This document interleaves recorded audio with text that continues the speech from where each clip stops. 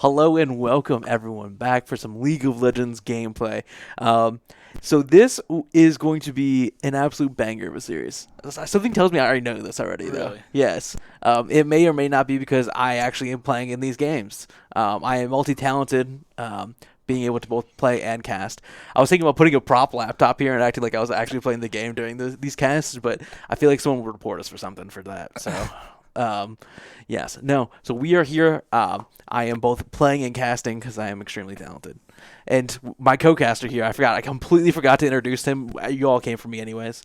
Hello, I'm Virgil. I'm a little familiar with League at this point. Yes. So Virgil has been our basically stand-in caster, as well as me because we've had our other two caster, both washed up Jin Main and Dolphin have been busy, and Kunzi's obviously playing it in this game too. So, Washed up Jinmain? well, yes, his name was washed up Jin Main. That's a great name. Yes, questionable. He has about a bunch of Jin names, so it's questionable, Jhin. Jin and Tonic? That's already taken. It's more of a popular I Jin can name as imagine. well. Probably is. So, yes. So, we are going to get started in game one here. We don't get to see draft, but I remember exactly how it went. The blue team first picked Annie, And he's a really strong pick right now. but there are definitely some unwinnable matchups that she gets put in, and I just happened to pick one of As those. we learned at Gliac, Pantheon. Yeah, Very apparently very Pantheon, yes. Very unfun for Andy. Yes. So we are in game now. Ferris State will be on the red side. Yours truly will be piloting Victor here in the mid lane. I remember this being an absolute banger of a game. So if you want to go ahead and talk about the team comps here, talk about the champions. Something I noticed right away is that we've got Sizzling Pizza on the Gangplank, a really strong champion right now, with a lot of the AD buffs that went through for AD items and AD carries. Gangplank got a little bit of a preemptive nerf, but still a really strong champion.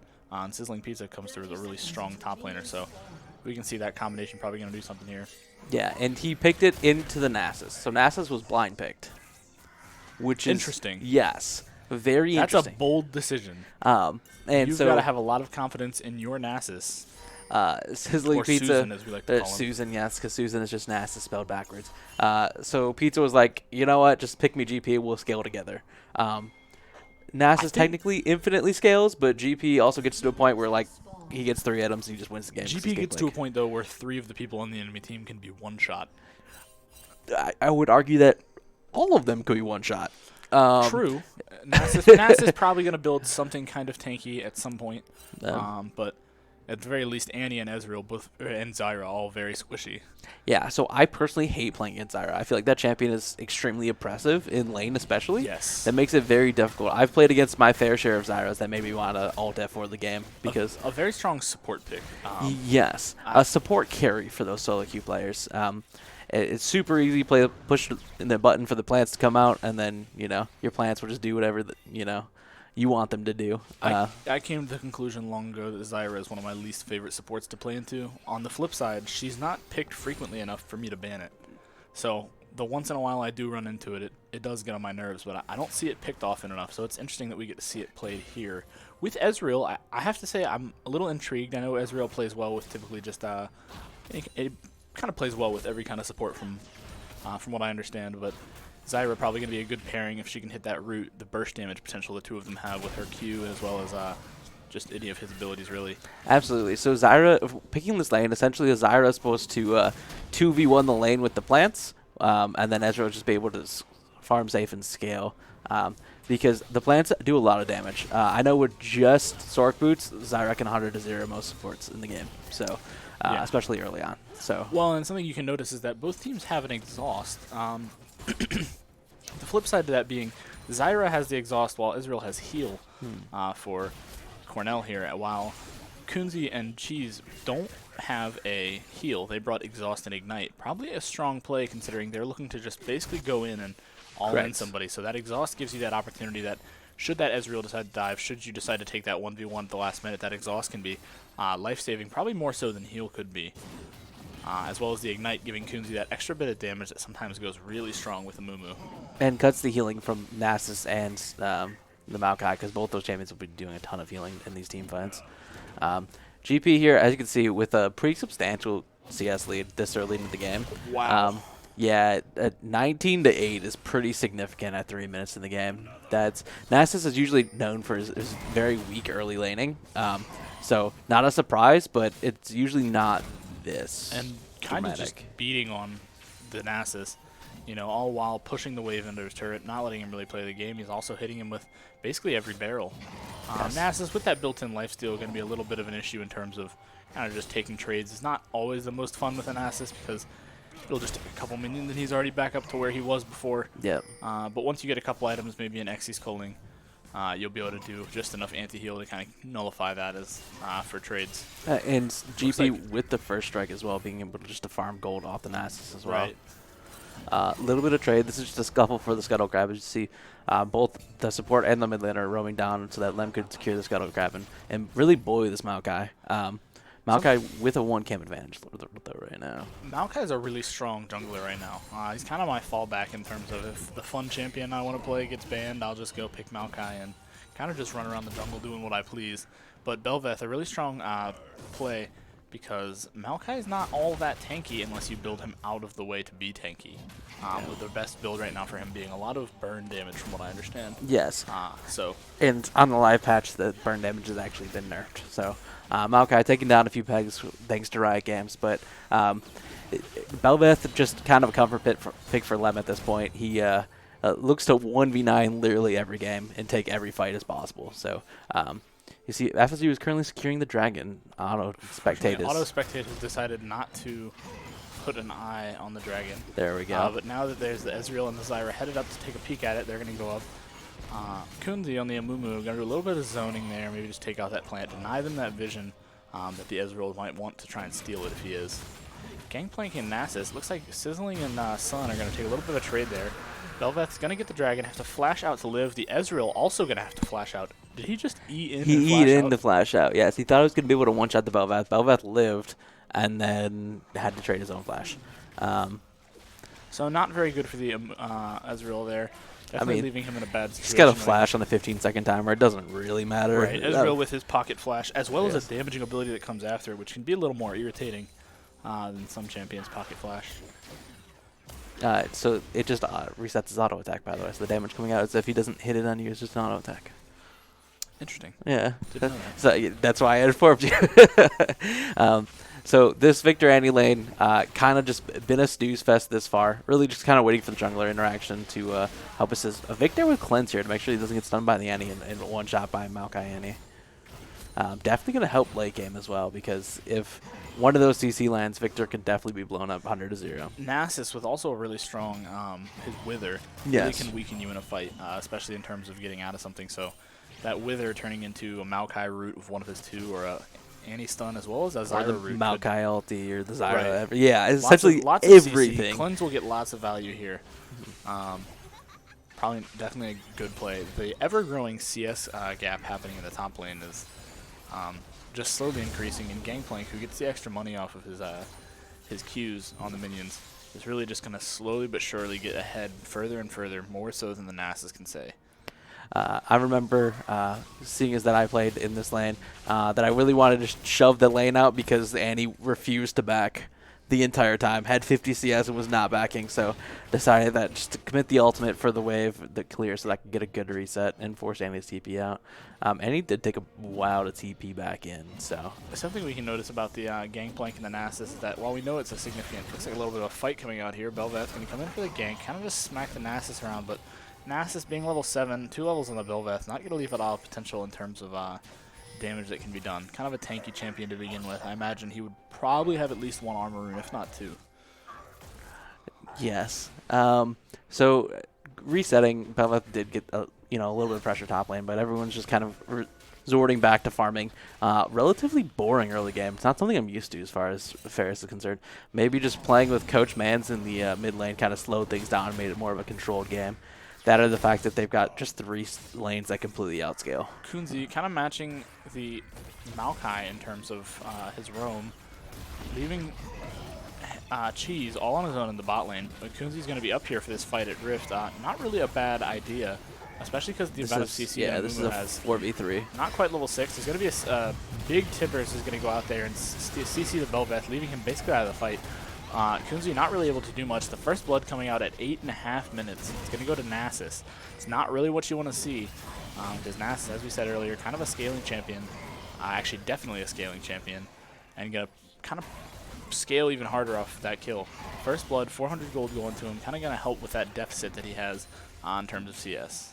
So I just want to say Coach Mans there didn't look like he used a single ability in that team fight. If honestly, I would probably blame Coach Mans for that entire team fight in general. It was a 4v3 that just was not played super well. So Cheese is down here getting some tower plates though. Not exactly worth because Riftchild is 2 tower plates and they also gave up 2 kills for it. So not super worth on the side of Ferris State, but I'm sure they will regroup and Coach Mans will coach them to victory in the middle of the game. Well, and Kunzi as well, not able to find that first stun right off the bat. Unfortunate that the Annie gets the Tibbers on somebody as strong in that fight as the Belveth, basically setting Blimshine to 0 health in that fight. Kunzi not having his ultimate either, can't really get in afterwards and follow up at all should he hit that first stun. Not a whole lot of CC here for Ferris compared to the amount of roots that Cornell has. Can we just talk about like the massive CS difference in literally every lane right now? That is, I mean, 8 CS is no big deal, but I mean, 35 for Cheese in the bottom lane, a little bit over 20 for GP. This is, I mean, we talked about the scaling win condition for Ferris. This is just GP getting a whole item already. Yes. Didn't get a kill or that assist that the Nasus has, and still ahead of him by gold by a pretty substantial amount, as well as getting that wave to crash top lane, making that Nasus miss out on a little bit of XP. Not that he'll be lacking XP throughout the game. A champ that typically has a lot of split push potential. And he's going to try and get away, but doesn't realize there's 3 here. They're going to stun the Gangplank. A lot of damage coming out, and Limshine's going to find the kill there on Annie. A good kill for Ferris, especially to get a carry as strong as Belveth going. Yes, I mean, as soon as Annie walked over by the Raptor pit, she kind of knew she was going down. She's trying to stall as long as possible. Riftchild is placed bottom lane, so a little bit of tower damage there for the Ezreal. Ferris is looking to contest this dragon, though. The like Nasus is roaming down, too. Looks like possibly a full fight here. Gangplank not really able to match that roam. Gonna have to catch that wave. Probably good for the Gangplank, especially with how well they scale. A big ult from the Amumu. They're gonna find a kill. Cheese is gonna get a kill on Zyra. Maokai's gonna go back in. Hope he can find a kill on the Amumu. Can't quite find it. The Belveth is gonna go back in and get another kill for Ferris. So Ferris finding 2 kills there. Maybe a third on the Nasus. The Nasus going in at quite a bad moment. In all honesty, the Amumu is gonna go in a really risky dive there in terms of following up, and the Ezreal is going to get that last blow on the Amumu. So the Amumu is going to go down, but in turn, Ferris finds 3 kills for themselves, setting them up for a little bit of an advantage here. Yeah, so Ferris will go ahead and get the dragon here, as well as tower plate gold top side. The GP didn't even ulti down. Kind of a big mistake on the side of Sizzling Pete's here, but we'll be able to save it for that next team fight. Belveth is shoved off the dragon here just because Annie was able to roam over. That's true. It would be a nice little bit of extra gold for the Gangplank to be able to ulti down there, as well as it might help secure the kills that left a couple of people pretty low on Ferris' side. Yeah, the Nasus was so close to hitting the onto Amumu that would have killed Kunzi, but just barely missed by like pixels. Looks like maybe the Ezreal E is what got Kunzi. The E auto. Kunzi not with a lot of health there. That auto is going to track him all the way in, so Kunzi still finding that good value there, making sure he gets the most out of his life and his CC in that fight. Yeah. Gangplank getting a lot of farm while that Nasus was down bot lane. The Nasus trying to find some value in terms of leaving lane, but not really finding it, being down almost 40 CS now. Yeah, so that 40 CS plus 4 turret plates is pretty huge. GP can basically one-shot the Nasus currently with no armor item. I'm sure we might see it here shortly. Essence Reaver, and then the second item is no longer, is it Quick Blades now that you go? Yes, correct. So Essence Reaver into Quick Blades going to set up for a lot of damage. It actually just one-shots the backline already. That's so much damage. There's the Zyra ulti. The Zyra ulti and the Maokai dash. They're going to root the Amumu. The Amumu's going to go set himself up, get rooted one more time. Really just eating stuns and roots, essentially. One after another. They wouldn't let him go anywhere. And she just couldn't quite find the damage to get a pick there in return. So Kunzi's going to go down there, and it's going to set up Cornell to potentially grab this dragon. Yeah, that was the GP ulti too. It still wasn't enough for Kunzi to get out. Didn't have flash, didn't have ultimate, so he's kind of stuck there. Nasa's going to go in, turn on the GP. The GP, Sizzling Pizza, really with that Essence Reaver, is going to be able to do a lot of damage here. turn around, make that Nasus R essentially useless. That burst of health can really be dangerous when a Nasus turns on you, but just not going to make enough of a difference when you are playing into a Gangplank. Gangplank going to get the first turret of the game. And another thing I find goofy about Gangplank, you can ignite the turrets with his passive. It's not technically ignite, but yes, it burns the towers. Yes. The passive uses the word ignite in it, does it not? Sure. Regardless, the animation looks like it lights it on fire, Yes. and I always found that goofy, being it's a big stone, if not metal, turret. So red buff used to burn towers too. That's ridiculous. That back in times gone past. Trundle can actually bite towers as well. They removed that because they said that sounded a little weird, but then they gave it back to him recently. So Trundle can now bite towers. Not a big realism kind of company Riot Games is. No, you're correct. I always find Mundo has one of my favorite animations where instead of attacking it, he just smacks his head into it a few times. Looks like Cheese is going to go in here. He's going to burn out at one ultimate. They're not going to find the land of the Ezreal R. He's going to get out. This is going to be his opportunity, and he is going to find his way out. A really good job there from the Amumu in terms of peeling. And the Gangplank is down here, and they don't know it. Ezreal's going to get taken down, and Pizza with another kill. Lim kind of stuck in a 3v1 here. Not a great situation if you're Lim, but not a whole lot of ways out, and the Annie's going to get the shutdown. So there's another kill there for Cornell, and trading it for a turret in the bot lane. Gangplank, Amumu, and Tristana going to take a pretty heavy wave here for 3 people to be pushing it. So a lot of potential to do some more damage to this turret. It looks like they might be setting up for the dive here on the Zyra. Gangplank definitely with the capability to do it. Because at this point, I would imagine 4 levels ahead, 2 items, you can probably one-shot that Zyra if you're Pizza. Absolutely. 2 completed items at 15 minutes is a very, very, very fed Gangplank. So one thing to point out, Coach Mans did not move for that play. Was not down to cover Lem in his invade. Can call that a little bit of inexperience of playing with Lem Shine, not expecting the unexpected from Lem. And honestly, just call that what it is. That was a mistake from Coach Mans, not willing to help out. Are you very confused? I'm kind of blaming myself in third person right now. I understand there's always room to grow. Yes. Essentially, when you're in a game, you always go back and, in terms of growth, VOD reviewing is a great thing you can do, and that is essentially what we're able to do here for Mans. Still a good thing for Mans being out of this lane for being in this lane for so long. He's able to get that 30 CS gap on that Annie. So the Annie, while they are leaving lane and getting a little more KP, Mans is still finding those 3 assists as well as having an extra 30 CS and some turret damage, I believe. Yes. So setting himself up for success in terms of the long game. Victor, another good scaling champion, scales a lot better than Annie especially. Bel'Veth and Nasus going to get into a fight. Bel'Veth is down a level, and I don't really know that the lifesteal you have on Bel'Veth is able to match what a Nasus has. Nasus is going to go ahead and basically just smack him upside the head with the staff, and that's going to be the end of it. If I'm Ferris here, I'm trying to play around Pizza. Pizza and Pizza, Mans, and Cheese are all 3 of your best options in terms of playing around it. Limshine, usually a really strong carry. At this point, not really in a situation where he can match any of the carries on the other team. Yeah, I mean, Lem didn't really get that massively that he's always looking for, mainly because, team players were not willing to follow up on the craziness looking to scale for the most part. Victor. Yeah, like the Victor, yes, in particular. But, yeah, instead getting all the outer turrets by 17 minutes is still a pretty good pace for the Ferris State team. And doing it mainly just through farming and just being better laners at this point. Not a ton of, out-rotating or anything. If anything, Cornell has been out-rotating Ferris this game. Kunzi looking like he might just try to grab Scuttle here and get out before a fight starts. Just want to grab that real quick while he's got the opportunity. Not a bad play. Need to get some extra vision for Ferris.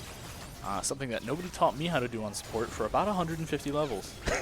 At level 100 and something, my friends looked at me and said, supports are supposed to have a high vision score, right? And I said, what's vision score? Yes.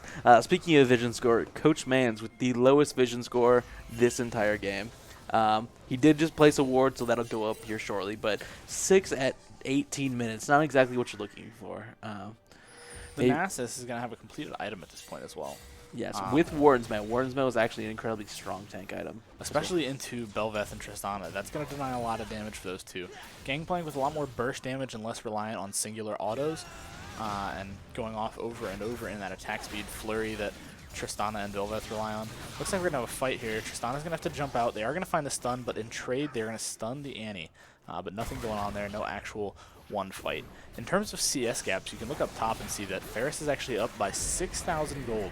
A pretty hefty lead. Ferris is waiting here to gang up on the Maokai. They're going to find the Maokai. The Maokai is going to go down, and the Cheese is going to get another kill, getting him that extra lead. Still hasn't died yet, knock on wood, but a good start from Cheese in terms of gold, especially because now they can secure this dragon, guarantee themselves that extra dragon. Infernal Soul going to be really good here on Ferris as well. So, just looking across the items right now, Triforce and Ezreal, that's not something you see. That's a very old school build of just maximum CDR essentially, and then just try and hit people with the Qs. It's not something I see very often anymore. I think the Ezreal does have PTA, so that guaranteed to be able to proc that PTA real quick and just throw abilities into somebody, especially when that Zyra hits that root. Could potentially be what they're playing around. Unfortunately, Kunzi playing a pretty safe lane, not really going to allow them as much room to set up as they'd like. Yeah, back into kind of a slower phase of the game. Ferris is looking to pick up as much farm as possible, keep those CS leads, keep the gold lead, while the Cornell is really looking to kind of group and try and force and try and catch Ferris out of position here currently. Hasn't worked yet with that Victor, essentially a talisman in the mid lane, just permanently clearing waves forever. And not really a good opportunity for them to catch up on CS if you're Cornell here, because Ferris with at least a 30 CS lead in every single lane, it looks like, and even support having that advantage, while Zyra isn't really supposed to gather CS and Kunzi does with his support item. It's still a pretty massive CS gap in terms of Ferris to Cornell. Allowing some of that 7,000 gold advantage. 2 kills is not going to make that 7,000 gold advantage that Ferris has here. So that's definitely a lot going into the CS. Gangplank only with the 1 death, going to find that Prowler's Claw on this last back. And there's that magical footwear as well. It's been there for a while, but that extra move speed allows you to kind of hold off on necessarily having to get those tier 2 boots for a while. Absolutely. Saves you 300 gold, and then also it has a higher movement speed than traditional boots does. So you delay your boots a tiny bit, but you end up being faster. Yeah, GP is pretty strong right now. GP 774 on the Nasus. The Nasus with tank items. Gangplank going to really get bursted here, but it's not quite enough for that Nasus to take it down. He's going to R and Ghost as Pizza lets his team know, but Pizza's going to go back to taking that wave and maybe even get a turret down there if he's lucky. Yes, Ferris is around Baron right now. Ferris may be looking for a Baron, as well as Pizza may just be here to try and play the bait game. Maokai going to take down the first barrel. If you can get a barrel here, you might be able to find a pick, but the Ezreal's going to find the kill. 550 extra gold going into that Ezreal's pocket, but Ferris with a lot of damage here. Probably going to be able to melt the Baron before Cornell can even react. Unfortunate that Pizza can't get the Baron buff, but definitely for Ferris, a good thing to have on somebody as strong as Victor, who's been essentially sitting in lane the whole game, as well as Tristana, who has a lot of tower taking potential. I want to take that passive, been sitting in lane all game, not doing anything comment, and agree, yes, absolutely. It was a very boring game for Victor so far. Not intended to be any kind of insult, more so that Victor is sitting in lane, Victor is taking turrets and getting value out of those Barons.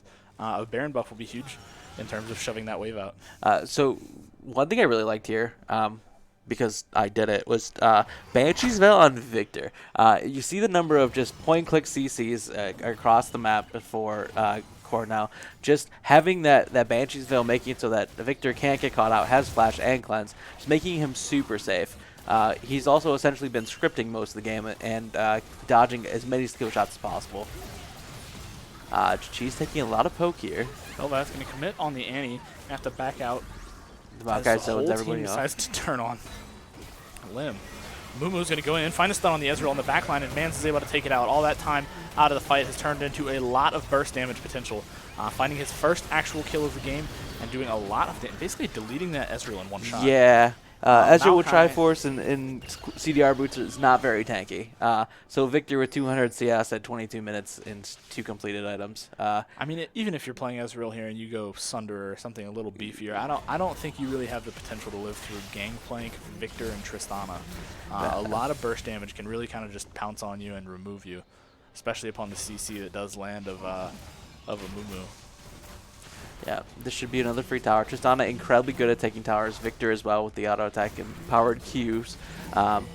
Tristana taking a bunch of poke. Belveth is going to go ahead and, with Baron buff, just march the little minions. There's actually only 3 minions in that wave. The rest are voidlings. About so many times. The Nasus, look at how he hasn't auto-attacked the Nasus once. The Nasus is losing a good chunk of his health, even in his ultimate, just from all those Baron buff Voidlings and minions there. Yes. GP should be cleaning up the top lane inhibitor. It looks like Cornell might actually force them off. Ferris is sticking around here. They still have Baron buff, and they can stay here and just force down these inhibitors. The pressure here is enough that, as Ferris, you can really kind of just take these turrets, the turrets straight into the inhibs, and not have to worry about it. Not a whole lot of an opportunity for Cornell to turn around here. Maokai being down 2 levels, the Nasus being down 2, as well as the Annie, the Ezreal, everybody down at least 1 level, most 2, to their opposing laner. And Ferris is going to go here and grab another Infernal Drake, just going to really add to that damage. And honestly, if you're Gangplank Victor and Tristana, the AD extra bonus you're going to get from Infernal Drake, as well as that extra burst potential from a Soul potentially, is incredible. Yeah, feels real good. One thing I also want to point out is that we were talking about how it was a 7K gold lead not too long ago. It's up to 13,000 in essentially one singular Baron play. It's pretty insane how much value Ferris Day was able to get out of that Baron. Essentially pushing in all 3 lanes, getting all 3 inhibitor towers, 1 inhibitor, and 1 inner tower, as well as a bunch of kills. So Gangplank finding himself halfway to a Flame Horizon here, as well as he's going to get that LDR to really deny, I'm going to have some fun. I'm going to see if I can delete this Nasus in one shot, too. Yes, this is GP is very quickly approaching one shot. And like the more gold he can get over everyone else, the closer we get. I think at this point he could possibly one shot the Zyra and Ezreal, and possibly even the Annie. That Zyra definitely going to be able to be one shot. Not a whole lot of health here on somebody like Zyra, especially when they only have the 1 item, and Spell Thieves turns into the Shard of True Ice is not a whole lot of, I believe it's 80 health at most. Yes. so Well, Leandry's is still a bunch of HP, but Nasus flashing out of the barrel, and Leandry's gives you HP? Leandry's gives you HP, yes, on the item. You're gonna have to. You can look it up. We can look it up between games. I'll have to look it up between games. I'm sure I'll be proven incorrect, but Ferris not something as somebody who builds Leandry's a lot. I feel like kind of an idiot for not doing that. It's okay. Ferris just kind of picking up these extra inhibitors. Get the Zyra ulti out. Amumu is trying to hook the sapling. Gets the Zyra instead. Victor doing a lot of damage to that Zyra, almost one-shotting the Zyra, and Trade Gangplank going to take off half the Maokai's health in 1 barrel. And it looks like here, if you're playing as Cornell, there's not a whole lot left you can do to stop this fight. Amumu's going to go in, stun the Annie, get that first stun that they didn't find earlier, and that's going to be the first game for Ferris. 8 kill advantage and a 15,000 gold lead. Not even enough time for a soul. Only enough Drakes, but Ferris not having that Mountain Drake, not going to give them the soul opportunity that they need. Yeah, so one thing to point out, both mid and AD carry completely deathless this game. So definitely what you want to see in the side of Ferris, able to keep it clean, at least from the 2 big carries, and Pizza is just doing, let me see if I can one-shot this kind of guy. Ferris here not with a lot of opportunity for Cornell to make a comeback even. A lot of scaling champions, Gangplank, Victor, Tristana, all kind of unstoppable once they get on a roll, and that's what Ferris did. Absolutely. They turned that CS lead into a big advantage. Nasus blind pick, I have to say, that's been sitting on my mind. That's just it's an interesting decision. So with Fiora and Darius and all them banned, it was one of those things where like, what else is he gonna pick? Kale, and then Kale is really bad into Nasus, but I digress. Anyways, we're gonna go to a quick break. We will be back momentarily. So see you in 2 minutes.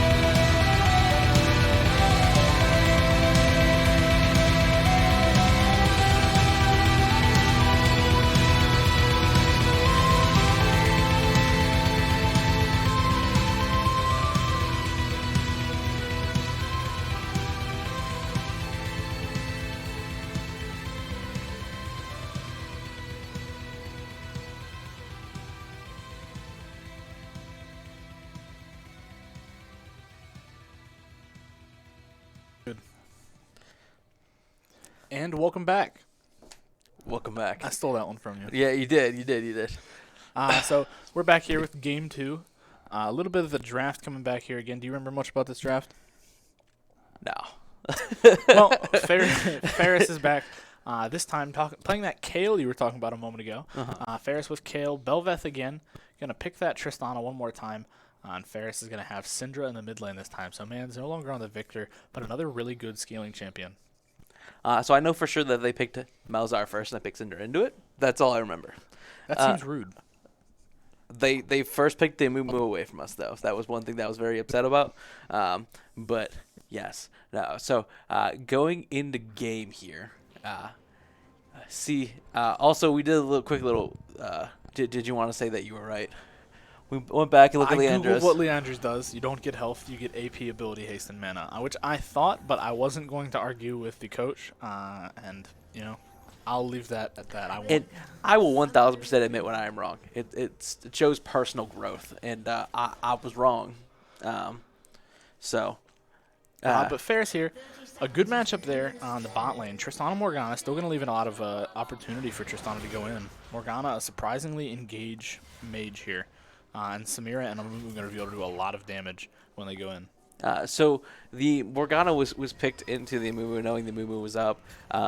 It's really good into Amumu. You can keep one carry essentially away from getting CC'd from the Amumu ulti. There's the one thing is that there's again a ton of CC. Do you try and reactively spell shield the Malzahar ulti? Do you try to reactively spell shield the Amumu? Do you reactively spell shield the Zac? Do you reactively spell shield the Nocturne? Yes, it's one of those things where like there was just so many things that it turns out that it probably wasn't a great pick after all. Ferris going to have a few up top. Going to find that early proc of the first strike there for the Syndra. A little bit extra gold in the pocket demands, but not a bad thing. But more importantly, 6 stacks on tier. True. Syndra choosing to go to the tier, knowing this is more than likely going to be just a farm lane, especially since how game 1 went was essentially just a really easy farm lane where Victor would eventually out CS the Annie here. Tristana again for Cheese. We already talked to Morgana. Belveth again for Lemshine. Does he have Aftershock on Morgana? Yes, he does. For the tanky stats and the engage, essentially the thought behind this was that they were going to be kiting back most of the game, so it's fine because it makes Morgana more tanky, especially for the engages. So if she hits Q and then flashes in, she will be extremely tanky for the ult procs as well. Interesting. I would not have thought about that, but I suppose that makes sense. This is mainly a disengaged team comp because of the Zac, Nocturne, Malzahar, Mumu. You're cutting back as much as possible. Kale also very good at keeping one person alive, mainly herself. Not exactly a great lane matchup for Kale, but Kale is kind of just doing what she does. Looks like they've Cole got start as well. I was going to say, the Cole is going to leave that opportunity for a lot of growth as far as the lane goes. Not a great trade there if you're Kale, but knows the Belveth is coming. The Belveth is here. Zac is going to have to flash to get away, and can they get the rest? They can't get the passive out quite yet, but a flash that early, good regardless. Zac won't have his flash back up until 8 minutes now. Yeah, I mean, still has E to be relatively safe. Amumu taking a bunch of damage. Samira exhausting after the bomb already exploded. Not going to exhaust a ton of damage there, but nonetheless, just quick level 2 trading back and forth. Neither lane has fleet footwork, so that damage is going to stick. Morgana with a little bit of advantage. Her passive going to allow her to heal back up a little as they fight and trade. Something that Samira will probably also do with that D-Blade and eventually a Vamp Scepter. So one thing I kind of want to point out to chat here is the fact that Malzahar literally pushes all of his buttons on the wave and then goes and stands under tower, making it incredibly difficult for me to get my passive stacks onto the Malzahar. Incredibly difficult to play the game. Correct. As you can see right now from the mini-map, Malzahar is going to stand under his tower. Lulu's going to go in. They're going to find that stun on Morgana, and they're going to get first blood. But Tristana left in the fight. Maybe going to be able to find a kill on one of them. Can't quite get it, and they're going to get a double kill on the Samira. Samira is not a champ that you really want to double kill that early, as well as a little bit of a cringe reaction here from Men's about how that first fight went. Probably not too thrilled with how that went. Of course not. Bringing back bad memories, but nobody wants a double kill in the bot lane, especially when that bot lane includes a Samira. Samira is a really strong scaling champ, and that can pose a huge issue later on. Samira's going to be able to come back now with that Noon Quiver, while Tristana's just got 2 long swords. Yeah, not a great. So the Tristana Morgana was supposed to be one of the winning lanes currently because mid lane just kind of a scaling lane and top lane you're scaling. So you really want to get your bottom lane ahead, and dying 2v2 like that is just really ruins all your pressure for the early game because now Belveth doesn't have a lane to play around. You can play around mid, but like I said, the Malzahar was playing very safe.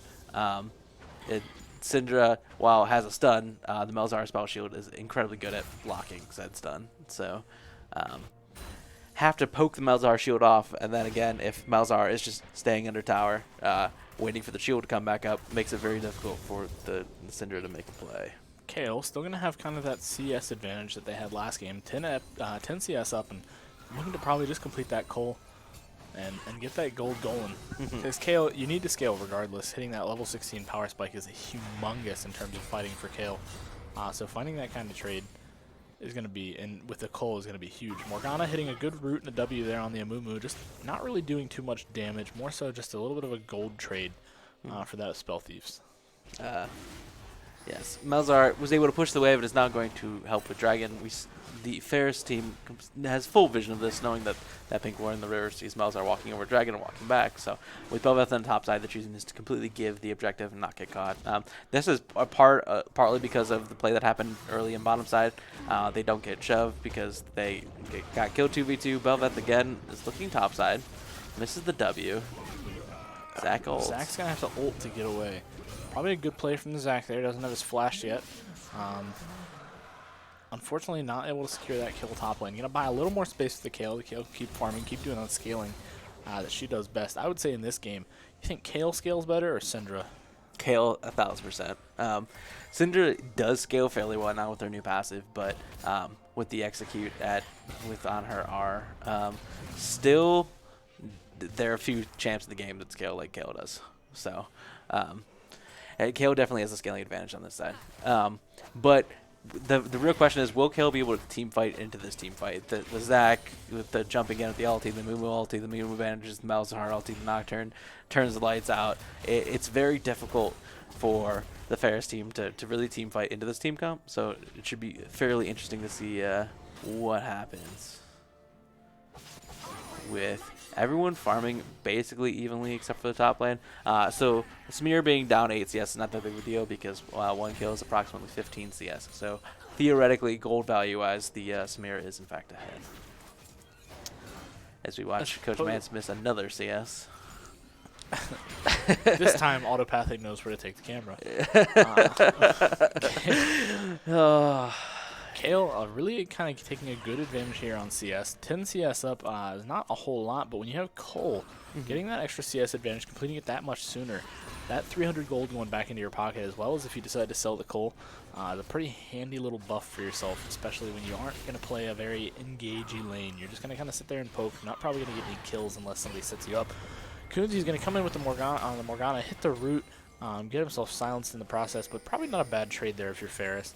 A little bit of pressure on that Malzahar, just trying to deny him some CS, deny him some space, and not give him as much as he's looking for in this lane. Zac and Nocturne both going to be headed towards the mid lane. They're going to all back off with the Amumu in turn, and they're going to head to go towards that Rift Herald. Yeah. So Kayle is freezing a wave top. Kayle actually survived her weakest point as well, which is pre 6. Now that she is in fact ranged, she has a safer laning phase, is able to auto the minions from a distance and not get engaged on and beat up by the Zac as much. Amumu getting a new skin this week. Got one last week, I mean. Heartache. I see. No, I'm sorry. Heartache. Yes, because Amumu was all very sad. Yes. Yes. Small things. I enjoy Amumu. I thought that was a great skin. Yes, so unfortunately, Nocturne is going to ult there, find the kill on Mans. Mans is going to go down there. Not a whole lot you can do there in that situation. A bit of a misplay, flashing before the Nocturne ulti connected. Didn't actually get the distance and just took the Nocturne with him. And also, Syndra was looking just to stop the Malzahar back, and in doing so, was punished. Great ulti from Cornell. Amumu is going to go in. They're going to find that stun on the Morgana. Unfortunately, not a whole lot they can do to follow up on it quite yet. Morgana going to take a little bit of damage, but going in that second time, walking towards that Tristana, going to take a lot of damage, especially with how non-tanky they are. No real armor from that Amumu yet in terms of items. Yeah, Mumu doesn't really get super tanky. He does have the Merc Treads, though, for when Morgana hits him with the Q. We've all been hit with Morgana Q and just take your hands off the keyboard and read a nice book. Crack your knuckles. Yeah, read a book, take a sip of coffee, and Get then married. be able to, have a full life, and then be able to play again. And then just as your third wife divorces you, you have enough time to finally go back to playing League. True. So, 4 houses, 2 foreclosures, 3 divorces, and you've got time to... Now the Morgana Q is up, you can go back to playing the game now. Yes. We all know the feeling. We've all been there. We've all experienced it. Nobody can be upset by that. Morgana is just simply obnoxious. Absolutely. Not a fun. I only started playing her recently, and I'm enjoying how obnoxious it is now. But on the receiving end of Morgana, not fun. No. The Lux now taking over the most oppressive lane phase away from Morgana Kate, and it is now Lux Caitlyn, which is, if you have not played that lane, very unfun as well. Yes. The E essentially undodgeable, taking up a good chunk of the lane. I'd say 70 to 80% of the lane when you throw it down, and if not denying the space for good zoning, it just good chunk damage. It's meant to be a mid laner that does a lot of damage in terms of fighting mid lane. And all of a sudden you're playing into a squishy ADC champ early. Yep. A big advantage there in terms of zoning, because you can't take that damage and laugh at it. Unfortunately, Ferris not going to be able to do a whole lot about this turret. It might be gone. Is this an 11-minute turret? 3 people there. The Baron's going to keep smacking it. Doesn't look like they can quite find it, but wow. Yeah, that's a 4-plater, or 3 plates minimum. It's a lot of damage on that turret. Yes, absolutely. Syndra and Malzahar just pushing waves back and forth through each other again. This Malzahar has the first move, obviously, because he just pressed E and W on the wave, and the wave disappears. Like I said, very fun to play against. Interactive gameplay. Yes, Fun. very much so. Good times. Kale getting in a bit of a scuffle with the Zac. Zac now, after already using the E, will not be able to get onto Kale, so Kale can essentially kite Zac forever, which is why you don't see Zac pushing the trades very much. He got the quick little chip damage onto Sizzling Pizza, and is just going to get back out safe and take as little damage as possible. You know, I've seen Zac mid. I don't think I've seen Zac top. It makes sense. Bruisers and tanks often played top lane, but I don't think I'd actually seen it done yet. It looks like Zac might have just gone for a little bit of engage there. They're going to bring the Nocturne ulti, the Zac ulti to follow, and that is going to be the first death for Kale. Kale is going to go down there, but fortunately for Kale, completed Cole. Yep, completed Cole has first item as well. The Natcher's Tooth, a pretty massive power spike for the Kale. That on-hit damage is going to be really useful, especially as when you go AP Kale, you get that Rift Maker. That extra AP doesn't hurt. Correct. It also increased attack speed. So Kale, most of her damage is through her auto attacks and her power auto attacks from her E. So it's, yeah, it'll be a lot of damage. That one item is a pretty massive power spike. Belveth in a fight with Zac here. Looked like they were just going to, Lynn might have just been going to clear that wave, but... And there you see the Black Shield being able to block the Mumu damage. Mumu's going to go back in. Morgana's going to get that stun there, stay close to make sure they can try and get that Aftershock proc. Not a whole lot of damage there from Ferris. Unfortunately, not a whole lot you can do. That Samira with over a whole item and the Mumu rapidly approaching a pretty hefty amount of resistances. A whole lot of MR. As opposed to Morgana only having the Sork Shoes. Not a bad idea, especially because that can be some good good trade damage. That Impen, making sure you get the most out of your built-in AP. But 2 Amp Tomes as opposed to the 2 resistance items and Merc Treads. Mumu's just got that extra resistance he needs. Zac, I don't think I've seen his passive proc all game. I don't think it has been either. Zac, incredibly safe laner with the jump out as well as the flash, and the ulti to then just CC everybody. And Lots of gank potential if he decides to leave lane. Yes. This is also the Syndra experience, where Syndra clears all the minions but then has to wait for the lane to get shoved in, otherwise Malzahar would do damage to Syndra, like I said. This is how I felt the entire game, as auto-spectate is doing it justice. Just literally sitting there there's wave nothing clearing. going on the map when auto-spectate decides to watch somebody stand in lane. Yes. Under tower. Morgana missing the Q there. Samira's going to kind of just ignore that trade. Not a whole lot of damage there for that Samira. Denying a lot of that auto-attack damage from Tristana as well with those plated steel caps. Yeah, again, a little bit of a slower game. The the scaling is in the side of Ferris State right now, so able to just take the farming, just play it slow. Nothing too crazy, just 2 Nocturne ultis as well as the 2v2 kill bottom lane is really all it's been. The deaths completely spread out except for Lemshine needs to get in on the action here. Everyone with just exactly 1 death so far. Cornell with a pretty good situation here as well, that their Doctor and their Samira are both carries, and they're both up enormously. Yes. Lots of an advantage on the enemy opposing laner. Samira with a not quite a CS gap, but the 2 kills going to compensate that 16 CS, as well as Nocturne not quite up in CS, but going to have that completed item so early because of those 2 kills is going to be humongous. Really only it looks like maybe 1 or 2 camps behind. And Tristan not completing the Mythic yet, while Samira has the Shield Bow completed. Shield Bow is a pretty massive power spike. As far as Mythic passives go, that's a pretty strong one. That extra Yes. shield you can get is really strong when you're an ADC, because that trade you might take, all of a sudden, that extra 400 health that you essentially get is And enormous. lifesteal. Yep. For the shield. And the lifesteal. Yep. Yeah, very true. On somebody like Samira, that lifesteal is beyond crazy Yes. as well. I was honestly surprised to see Shield Bow being rushed this game. I know like Bloodthirster, Ravenous Hydra, Shield Bow is usually the build right now on Samira, which is essentially just pure lifesteal. And it makes it very difficult for anybody to really take her down with the W blocking projectiles, as well as the Conqueror and the Ultimate just doing a ton of damage across the board. And making it so that this Samira heals up quite a bit of HP. That's kind of what I used to enjoy doing on Zeri as well. Make sure that I built a lot of lifesteal, a lot of Omnivamp pre this lifesteal change recently, and pre even the Zeri rework not too long ago. The lifesteal and Omnivamp you could build, you could basically make it so that your Q would give you more health than you would take in a trade usually. Yeah. Which is why they changed it. Thank you, Riot. Sometimes they do things right. Occasionally. Gonna find that root there. It looks like that Nocturne not quite getting that spell shield off in time. Pizza going for the passive, not being able to get it. Very close, though. Is looking to try and maybe fish for a Q to give the Nocturne, get the Zag passive, not the Nocturne passive. Completely different passives. Ferris still looking for a kill here. Not quite on the board yet at 16 minutes. No kills yet. If you're Ferris here, you're up CS, but you're still down gold because those 4 kills are just enough to give them that upper hand. Nocturne going to find another dragon. That's 3 for Cornell. And, you know, we've talked about it a few times here in the past that rushing all 4 dragons can sometimes not play into your advantage. That Elder can really turn around a fight, even for the team that might not quite be up. But So I would argue with the scaling on Ferris that you might want to rush that Elder. right. You want that fight. You want to take this as soon as you can. Ferris going to try and disengage here. They are going to force it and back out. Kale going to...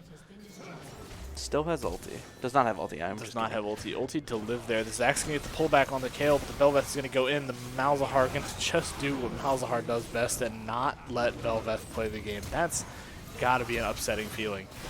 All you want to do is take that fight, and you just can't do it.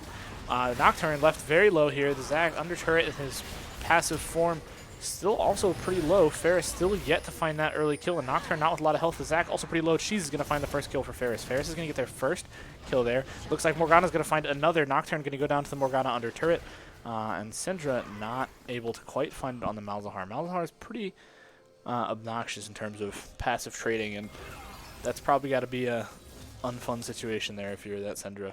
I remember I was extremely tilted, but then also realized I missed like 5 abilities, so it's really only my fault. Mid lane tower is going to go down here as well, so I know I laughed about missing 5 abilities. My co-host over here kind of laughed a little bit. It's fine. We all do it. We all miss skill shots, all right? That's why they're called bronze, skill shots. I'm bronze for a reason. They're called skill shots for a reason. And yes, I would be playing on the team normally if I could hit them all the time. Belveth looking to maybe take a fight here on that Samir. I can't quite find it, and they're going to back out a little. Just not going to take that fight. They're going to find that scuttle there. Samir's going to grab that. Some extra vision there for Cornell. Still only 2 kills here for Ferris. Not bad, though. Finally getting some money on the board. Not the best trade, but not quite the CS gap we saw for Ferris last game. Ferris ahead in CS in a couple of lanes. Yeah, well, Kale with that 40 CS advantage, but not quite able to compensate the goal. Only about a 2,000 gold deficit. Malzahar is very hard to last in on. All you do is press E and W and then just walk away from the wave forever, and just you get every CS. It's pretty insane. sorry, I'm still a little salty about this game. Malzahar is a pretty obnoxious laner. Not all that difficult to play as far as mages go either. Kale getting collapsed on here. Gonna get Malzahar Ards, Zac Ard. Can we get the trifecta with the Samira R? No. Unfortunately, Kale is also going to go down there. Nocturne going to side lane here on the Syndra. Syndra's going to hit the stun, and that maybe looks like, did you make it out there? Looks like you made it out there. Don't turn. I'm not giving away spoilers. Don't turn and look at me. Bel'Veth coming up to fight the Nocturne. The Nocturne not left with a lot of health after that fight. They're going to find the stun. Bel'Veth's going to go in, and Mans is going to find that kill there. Malzahar is going to TP to top lane, it looks like. Probably a good play here as the Zac goes in. Finds a pretty good amount of CC, but not quite enough follow-up there. The Amumu is going to get himself stunned. Malzahar, Zac, and Amumu left in a precarious position here. They're going to decide to go after the Syndra. Syndra not very healthy. Going to go down to the fight. Not quite. They're going to find it. Malzahar is going to get 1, 2, just 1. Amumu steals the kill on the Syndra, and Tristana's going to find the kill on Malzahar. So the first, just another kill there for Cheese. It's a second kill there for Ferris in that fight. Kale going to find another on the Amumu, and actually that's a pretty good trade there if you're Ferris. While your jungler does go down, as well as your one of your bigger sources of damage, finding 2 kills on people like as strong as Malzahar and Amumu's tankiness is pretty good there for Ferris, as opposed to their weaker start. Yeah, Syndra did get Nocturne shut down as well, so that is a pretty nice injection of gold as well. Coach Mans with the Dark Seal. A little risky considering he's got 3 deaths already this game. The Nocturne ults in on Cheese. She's able to safely jump out. Samira jumps in. Kale is getting the Samira ulti. She does not have ulti up herself yet, and she's just able to run away. A little bit of an unfortunate trade, trying to get the most out of the play from topside, but maybe tried to get a little bit too much here. So Cornell's looking for the Baron. This is a 21-minute Baron. This is very risky. Probably not a bad call considering Bel'Veth is on the bot side, you know. Looks like they might have had enough vision to catch that. So you see Bel'Veth bot side, you know, hey, we'll just make sure our jungler's here and we can get this. Ping's going down on Ferris' side. They are aware that they are doing this, but maybe just decided they can't actually contest this. Syndra is walking over to it. And they're going to find that Baron. Pizza just now coming back up, closing in on that level 16, as well as a pretty good sized CS gap there for Pizza. About a 54, it looks like 54 CS gap. While not up in kills, Kale is definitely stronger once they hit level 16, so 54 CS going to really help with that opportunity once you get there. It looks like afterwards, Ferris is going to take that Baron trade for the Drake. Not bad necessarily, denying them that soul, giving them that extra time for to scale before that Elder Dragon becomes a possibility. As well as Hextech Drake, not a bad play here for Ferris. Tristana, Morgana, and Syndra all going to get pretty good value out of that extra ability haste, as well as Bel'Veth and Kale going to get good use out of that attack speed you get. Yeah, that Bel'Veth should have died. That was a heist. That was getting the Amumu ulti, the Zac ulti, the Zac flash, and still being able to just take the Hexgate out is pretty impressive. Highway robbery. Yes, it is sort of a tanky build on Bel'Veth. It has the Kindle Gem as well for a little bit of HP. Kale is here, but doesn't quite do a ton of damage just yet. Needs to really get that level 16 to start, hitting people with the passive. Syndra just sitting mid, clearing waves right now. Syndra should just give this wave to Kale, which you see here back off so that Kale can get the full XP. You really, like, the XP and gold is more important on the Kale right now than it is the Syndra right now. You really need Kale to get to 16. So, Kunzi here appears to have gotten caught. Is in the wrong neighborhood. A great spot to be if you're that Morgana. Kunzi is definitely going to go down there. A knock up from the Zac and the follow up from the team to be a pretty good amount of damage. So Ferris here, down a little more in gold than they were earlier, about a 4,000 gold deficit. Still not impossible to come back from. Definitely recoverable as far as gold deficits go, but looks like they're gonna Cornell's gonna find that first tier 2 turret here, and maybe even push it in to try and find a third. Yeah, this Kale is taking a lot of damage from that Malzahar E. That ability is not very fun. very fun and interactive. Malzahar does a lot of skill to put it down as well. Yes. Something to note. So, Syndra grabbing the cannon, so making sure that the cannon doesn't get chip damage with Baron. is great play by Coach Mans. Probably one of the greatest mid laners we've ever had here at Ferris State University. We've gone from him absolutely flaming himself in the first match to praising myself for the smallest things. I'm yes. trying to find the horn in here that he's tooting of his own. It appears, I'm not sure I can see it, but definitely tooting his own horn now at this point, as he is down 30 CS to the Malzahar. Yes. So what that is that the CS is going strictly to the Kale, so that Kale can get level 16. Gotcha. That is the tactical. That is the proper way to play the game of League of Legends, and it's not because I just couldn't last hit and Malzahar was permanently shoving me under tower.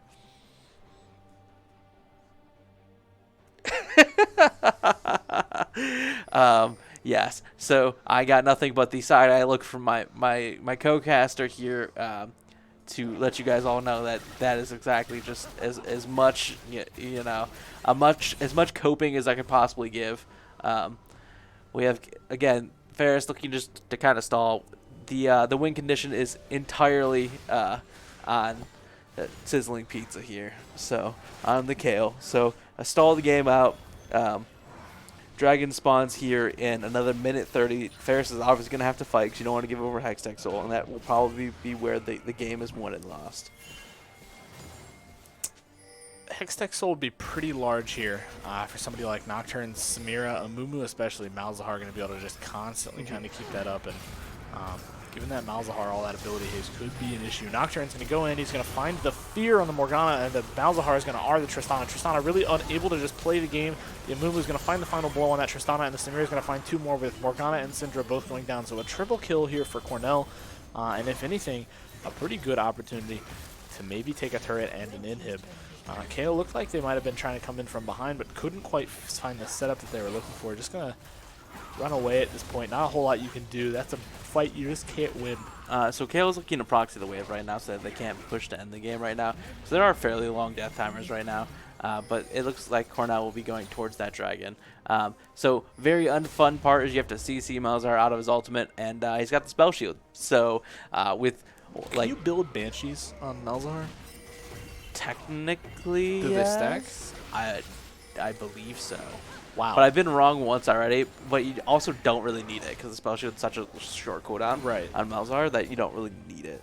I've been proven wrong at least once already this stream, so I'm fairly not confident. Don't do math on stream. Don't do math on stream. Don't assume items without having spectators hover it. Stuff like that. So it does not look like Ferris is contesting this with Bel'Veth recalling. Kale gonna find that second turret. Kale is 15.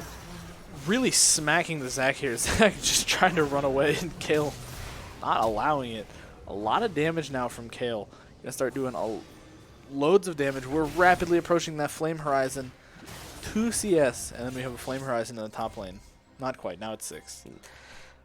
So Mumu and Syndra fight each other, and it appears that Mumu does not want to fight. Bel'Veth, on the other hand, definitely wants to fight because Bel'Veth is always down to clown. And Lim enjoys aggressive gameplay. He does enjoy 50-50ing. He's just better, though, usually. So more often than not, yes. we see Lim come out of those on top. So we have Sizzling Pizza going on bottom lane. Is going to be getting really close to level 16 with Baron up. Essentially, I believe the Ferris call was let Lem get 16. Not Lem, sorry. Pizza get 16, the Kale, and then back with Deathcap, and then group to fight. So if they have to give this Baron, they have to give this Baron. Pizza should get this on the next wave. Close to getting that turret maybe, too, if he follows up. Another turret wouldn't be a bad bounty to grab in terms of Ferris. Trying to just catch up on that money. Down by about 5,000 here. Bel'Veth, Lim could be possibly looking for that steal. He does have flash up. And they do have a pink word of the pit. And doesn't quite find it. Going in, getting immediately Malzahar suppressed. Looks like he did smite it, but just a little bit too early. Not quite finding the kill that they wanted on it. So Bel'Veth going in, having to burn his flash, and not even quite finding the trade that they wanted. It looks like Kale is going to find a turret in the bot lane. And another 2 turrets for the Kale before he backs. And Kale is 16. Kale is 16. This is the moment that if Ferris was going to win the game, they really hoped that they wouldn't be down an entire Dragon Soul and a Baron, but this is where they thought they would be at to win a fight, maybe.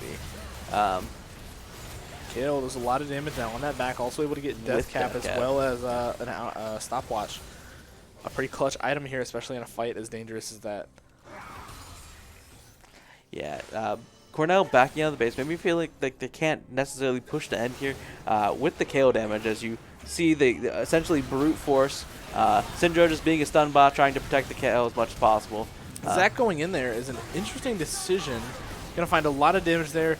It looks like maybe an ultimate to kill the Zac blobs.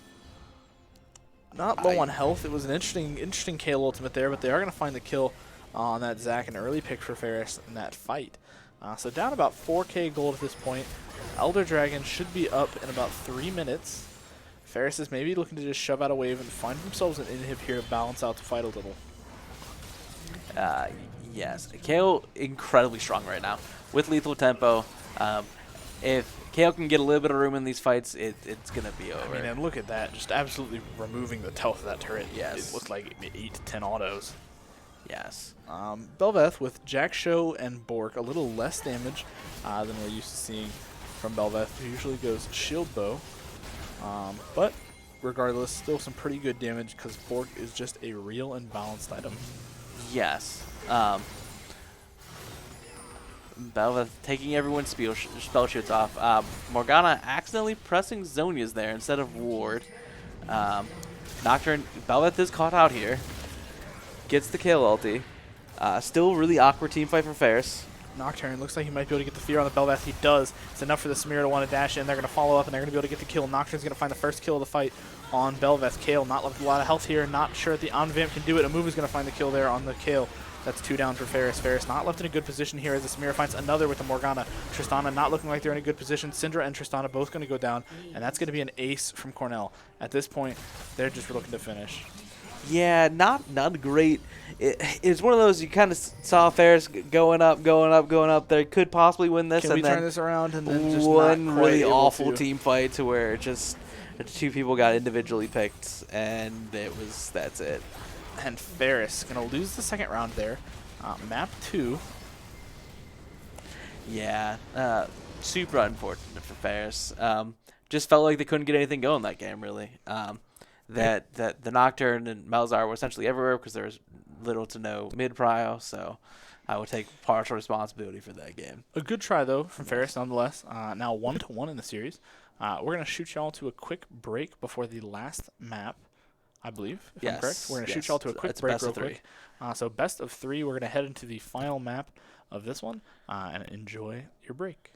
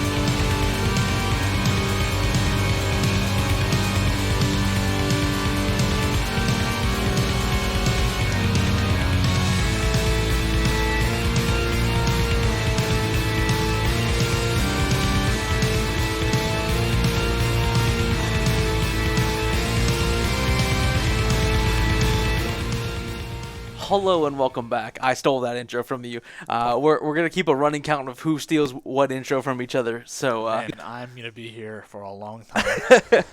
so welcome back. We are at game 3. Like I said, we're gonna try and run through this game pretty quickly because we do have a Call of Duty game coming up at 7:30. So go ahead and we're going to get right into it. A little bit more interesting team comps this game. Some more comfort picks I see here from Ferris. Lim on his Lee Sin, definitely a champ he's pretty good at, as well as a little Cheese. bit. Just a little bit of time on Lee Sin. I believe he was telling you recently he just recently hit 1 million mastery. Yes. So good job on that milestone there. He's got a coconut to celebrate. Got himself a little Hawaiian shirt and yes. So Vagar bot lane, a cheese special as it got coined this weekend at Gliac. Definitely a comfort pick, but not a bad pick. Ferris usually does pretty well there on that cheese bot lane with that Vagar. So this time we've got Mans on the Ahri. yes. So you've never seen my Ahri. This borderline legendary. Up till about 2 weeks ago, I'd never seen you play anything but Ivern.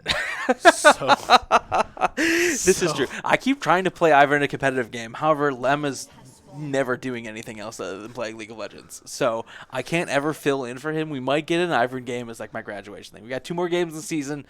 Just wait. We might sneak in a man's Ivern game at some point. But yes, we have a Jax. The Lee Sin support maybe. We'll see. Jack's top lane for Sizzling Pizza. Ahri, a personal favorite of mine, an incredibly strong champion, especially into mobile carries like the Anivia here. Was there an Amumu ban? Oh no, Kunzi. No, we first pick Amumu on blue side. Yes. Very rarely do we ever have to contest Amumu, and we are definitely willing to first pick it. A really strong support. Doesn't really not scale into the late game. That Q into a AoE stun for a whole team can basically set you up for a one-team fight right off the bat. They're going to find an early stun on this Jarvan. The Jarvan's going to look to go in, and the Vagar is going to get the first blood. First blood for Ferris right here. They're going to exhaust the Rakan. Hope they can find the follow-up kill. The Lee Sin is going to do a lot of damage here, and the Limshine's going to find a second kill. 2 kills for Ferris by 2 minutes is a great start if you're here, especially on champs like Lee Sin. Lee Sin really strong in the early game. I'm going to set up for a lot of potential to get that first blood, or that follow-up on the first kill. And Vagar, a great scaling champion, not bad to get a first kill on him either. We definitely went back to the Ferris way of playing super aggressively as we go in for a level 2 gank on the mid lane. Lee Sin going to take a turret shot there. Going to kind of force him to back out, but regardless, not a bad trade for that early first fight. Ferris getting 2 kills right off the bat. J4 getting set back, losing his potential on anything there, and the Rakan not really able to lane, so being behind in the bot lane is always bad, as well as the jungle, so 2 lanes that you don't want to be caught behind in right off the bat. I am excited to see Rakan, a favorite champion of mine, by a long shot in terms of how fun he is to play, so getting to see some Rakan gameplay is always exciting. Looks like there's a little bit of a fight going on down low. There was a fight happening top lane, but autopathing has decided to take us here to watch this Samira get smacked. Yeah, so Rakan into Amumu, or Rakan in general without Xayah, is not a super great support, especially with Aftershock. Usually you want to see that glacial so that you get the AoE slow, so that you can either run away or follow up on the damage. Some good follow-up there if you can, because the W knockup is only brief, and outside that there's not a whole lot of CC aside from his ultimate, which is a pretty short cooldown as far as ultimates go, but can leave you vulnerable to not have it up. Yes. So one thing that I do enjoy playing against Nivea is we got a gank topside. Jack's going to hit the stun on the Zac there. Lee Sin's going to come in. Jack's got to play very careful here. Not left a lot of health. The Ignite looks like he might be able to set him up. They're going to take Zac into his passive form. They're going to try and take out the Blobs here. The Blobs not with a lot of health. Limshine is going to find another kill. 2 kills for Lim right off the bat. 4 minutes in. And it looks like Amumu is letting everyone know that somebody... was he pinging top lane? Yeah, so he was pinging topside. So Lee Sin incredibly good at killing the Zac Blobs because he does a lot of damage AoE with the Z, and it makes for killing the Zac Blobs incredibly easy. So this mid lane, a little bit of foreshadowing, not nearly as much farming this game. Yeah, it looks like Ferris still ahead in CS in most lanes. But Lee Sin, a very strong early game champion, somebody who can go around, really just kind of beat up on people at low health. Especially when he gets this kind of advantage. Hasn't backed yet. He also has 3 KP at 4 minutes. So a lot of... yes. 3 KP at 4 minutes and almost keeping up with the Jarvan. Yes. Ganked every lane. And the Jarvan's going to come down bot lane, see if they can return the favor. Jarvan's going to find the knockup briefly, but not quite enough. Amumu's going to go into the back line and hit the stun on the back line, kind of keeping that fight even. A good play there from Kunzi to keep that fight disabled. They couldn't really do much with that Samira unable to follow up. And then Amu's just going to walk back out because he's just that guy. Yeah. So good job there from Ferris and kind of keeping that fight taken out because Jarvan caught them in kind of a bad spot. Coming in underneath their turret kind of denies them that extra space they might want. So Ferris still in a good spot here. Veigar up on farm.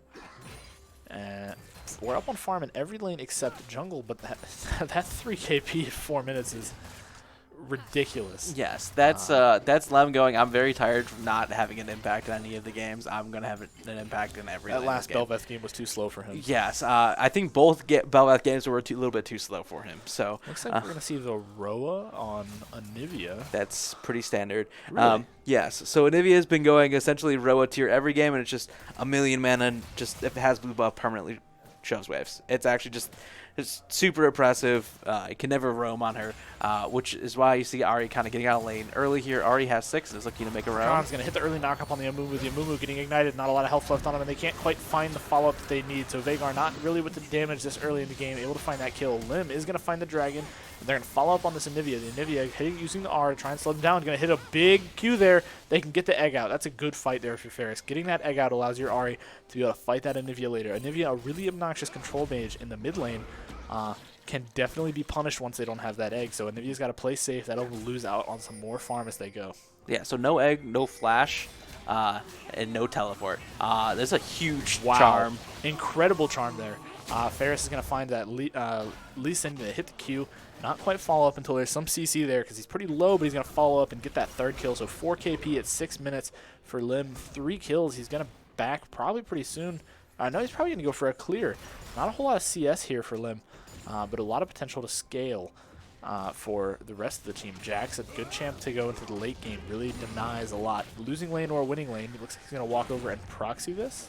Yeah, this is, I know I'm a lot stronger than you, and there's nothing you can do. With the Ignite and also full HP, the Zac really can't do anything into this Jax right now. So he's going to just proxy the wave and just tells Zac that if he wants to farm, it's going to have to be under his tower. Not a lot of fun when you're Zac as well, who's doesn't have a bombies to really help him get this CS here.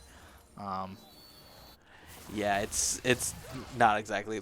Zac's auto attacks are very, very weak. 7.5 minutes in, having a 2,500 gold lead is substantial. It's substantial. Yes. That is a pretty good sized lead to have it this early in the game. Zac's going to ulti the Jax behind his own turret, trying to deny this proxy. Zac is going to not really win that trade. Jax is going to show, well, this is why I'm better than you. Sizzling Pizza going to get the final blow.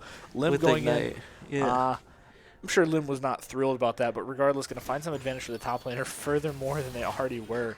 Jack's going to kind of just walk around, do his own thing, and Lim's going to go back to, I'm going to beat up on everybody I come across. That's what Lee Sin does best. I'm going to walk around, and whoever I see first is going to catch a coconut to the head. So Veigar going to force the flash there on the Veigar. So Cheese has to flash out to make sure that they don't get caught out here, but not a good trade there for Cornell. 3 in the bot lane. They're just losing out on XP. The no level 6 on J4 means that flash EQ just doesn't do anything. Both flashes were still up on the side of Ferris State, so they can just flash away even if they did get knocked up. So kind of an overforced play, really kind of feeling the pressure at this point of like all the lanes being down, having a massive goal lead already, getting Rift Herald for Lemshine, and just making it very difficult for Cornell to find the right answer right now. And the whole of that trio, Jarvan, Samira, and Rakan having to back up there, leaves a lot of opportunity for Ferris to shove out that wave and deny them that extra XP as they come back to turret. So Kunzi gonna take a tower shot, saving that minion's life for just that much longer. You know, I'm not sure. Sometimes we think we're going to shove a wave a little harder than we do, and that's all that might have been. Regardless, Ferris is going to back here. Not a great situation if you're Cornell. Not a whole lot of follow up from them on these kills that Ferris got so early. 2 kills early is an outstanding start with nobody dying in return, as well as some flashes and ignites being burned that early. Really sets Ferris up for success as the rest of the game goes on. Lee Sin going to take that red buff and look for maybe another gank bot side. Having that red buff and that blue buff is going to substantially increase the amount of damage he can do. He's already got that Eclipse at 9 minutes. Yeah, he's pretty strong. That's a pretty fed Lee Sin. You see that Lee Sin show up in your lane, you don't have an option to fight him. Yes. He's going to show up and he's going to hurt. And Samira, without shield bow yet. Not a lot of an opportunity here to survive that burst damage. You just have to hope Lee Sin misses something. You have to hope Lee Sin misses or your Rakan is waiting to hit that knock-up on top of you. Yeah. Which, if the Rakan is playing here correctly, they're probably just going to hold his W until somebody goes in on his Samira. It looks like they're going to look to maybe catch the Lee Sin out in the jungle. 4 people collapsing there on Lim. Lim playing that aggressive gameplay we were talking about earlier. Just one-shots the Jarvan. One-shotting a Jarvan. The Jarvan not getting to play the game. The Amumu's going to hit a follow-up stun on 2. The Lee Sin going to go in. The Lim's going to get a double kill. An absolute fantastic game from Lim. Lim with a triple kill. The Anivia not really able to do a whole lot. Going to find the quick stun there. They're going to follow up on the Anivia. The Anivia very low. Just the egg. Are they going to let him get the Quadra? Did you? You guys let You'll him get see. the Quadra? 4 kills for Lim. A Quadra. Yeah, Lim's pretty fed this game. Lim is a little bit ahead at this point. Having that Eclipse and finding 4 more kills afterwards at 11 minutes. I have to say, this is in the past I've complimented Lim's gameplay because he's definitely a fantastic player here on the Ferris team. This is beyond what I've seen in the past. Jarvan's going to go for that R. They're going to try and follow up on the Jax. Jax is just going to flash out. Maybe look to turn this fight here. They're going to find a kill on 1. Can he get the Zac out of his passive? That's going to be a kill on the Jarvan and not quite enough to follow up on that Zac. Although Zac, if he took maybe a couple minion shots there, would get taken out under his own turret. Jax just going to continue proxying the wave while Lee Sin and Amumu take that dragon. So 2 Drakes for Ferris, up 10-1 at 11.5 minutes. And they're up 8k gold. Yeah, that's This is one of those games where you're playing and you probably just FF15 if you're in a regular match. correct. Not a whole lot you can do here in terms of coming back. As we said earlier, Lee Sin, very early game champion, has some difficulty scaling as you go further into the game, but Ferris with Jackson, Veigar are kind of not too worried about the scaling aspect of this match as well. Yeah, so this is the part where the turret plays are actually keeping the game from ending around now. Because this is the part where if there weren't turret plates, Ferris would just group up and shove down mid. There's literally nothing that Cornell could do. Lee Sin's just going to remove all of their Correct. So essentially, with turret plates, making it significantly longer to take down turrets. She's getting caught here. There is a Rakan here as well. Veigar is going to get charmed by that Rakan. And just the Amumu showing up is enough to deter 3 people. What are you going to do? Because you know that if that Amumu is nearby, the Lee Sin can't be that far out. And Lee Sin showing up to an Amumu R here is going to just remove their health bars. Cheese is going to absolutely delete the Jarvan. Lee Sin going to hit a quick little auto. Just a love tap on the way out. Correct. Say goodbye, Zach. And A little bit of a back massage. yeah. Currently, the Ahri is in the side lane with the Nivea. The camera is not panned down there, but it's not exactly where you want your Nivea without a tower. Just at the mercy of an assassin, and here we go. It's almost like I knew this was going to happen. Nivea and Ahri are getting in a fight down there. Ahri's going to run down. Looks like the first dash just went out. And going to take that fight. Nivea going to pop into the egg form. Almost, not quite. So flashed away. Nivea is going to make it out, but a good fight there from Ahri, denying that extra farm that Nivea just wants to split push and get what they can out of this fight. They don't even have a Roa. And Ferris has 3 mythics and 4 items. Yeah, so that was a bit of a misplay on my part. I had both Everfrost Flash and 1 more charge of Ultimate, so probably should have killed the Anivia there. I know I was a little upset with myself, but at that point, it's still up 10k gold at 13 minutes, which is a pretty insurmountable amount of gold. Tisk. Jack's going to get in a fight here. Going to do a lot of damage to that Rakan. Zach's going to take They those don't passive. kill him, by Jarvan. the way. The Zach or the Rakan? No, the Jax. They cannot kill this Jax. What are they going to do to him? The Rakan is down 5 levels on him now. The Jarvan was 0-5. The Jarvan and the Zach both 0-9 combined now. Not a good game here if you're Cornell. Cornell having a pretty good second match, showcasing that they could definitely hang with Ferris after that first game, but this game just showing that Lee Sin is just going to ward hop out, and he lives. That's a tilter. If you weren't already tilted with how this game is going, you're definitely tilted now. You're mad. The Jarvan wants him. The Jarvan going to run into the forest, into the jungle, and hope he can possibly find a kill here on that Lee Sin, but he's Lee Sin. He's going to lifesteal his way back up throughout this fight. It looks like he's going to look for maybe some CC on this Jarvan because he knows he can kill him. Not quite going to hit the charm. Jarvan's going to go in regardless. They're going to look for the fight. Lee Sin's going to go in. He's going to follow up on it. He's going to do a lot of damage. Going to get that shield. And he's going to find the kill. If I'm that Jarvan, I'm Lev, stop bullying them. I'm stop. fuming.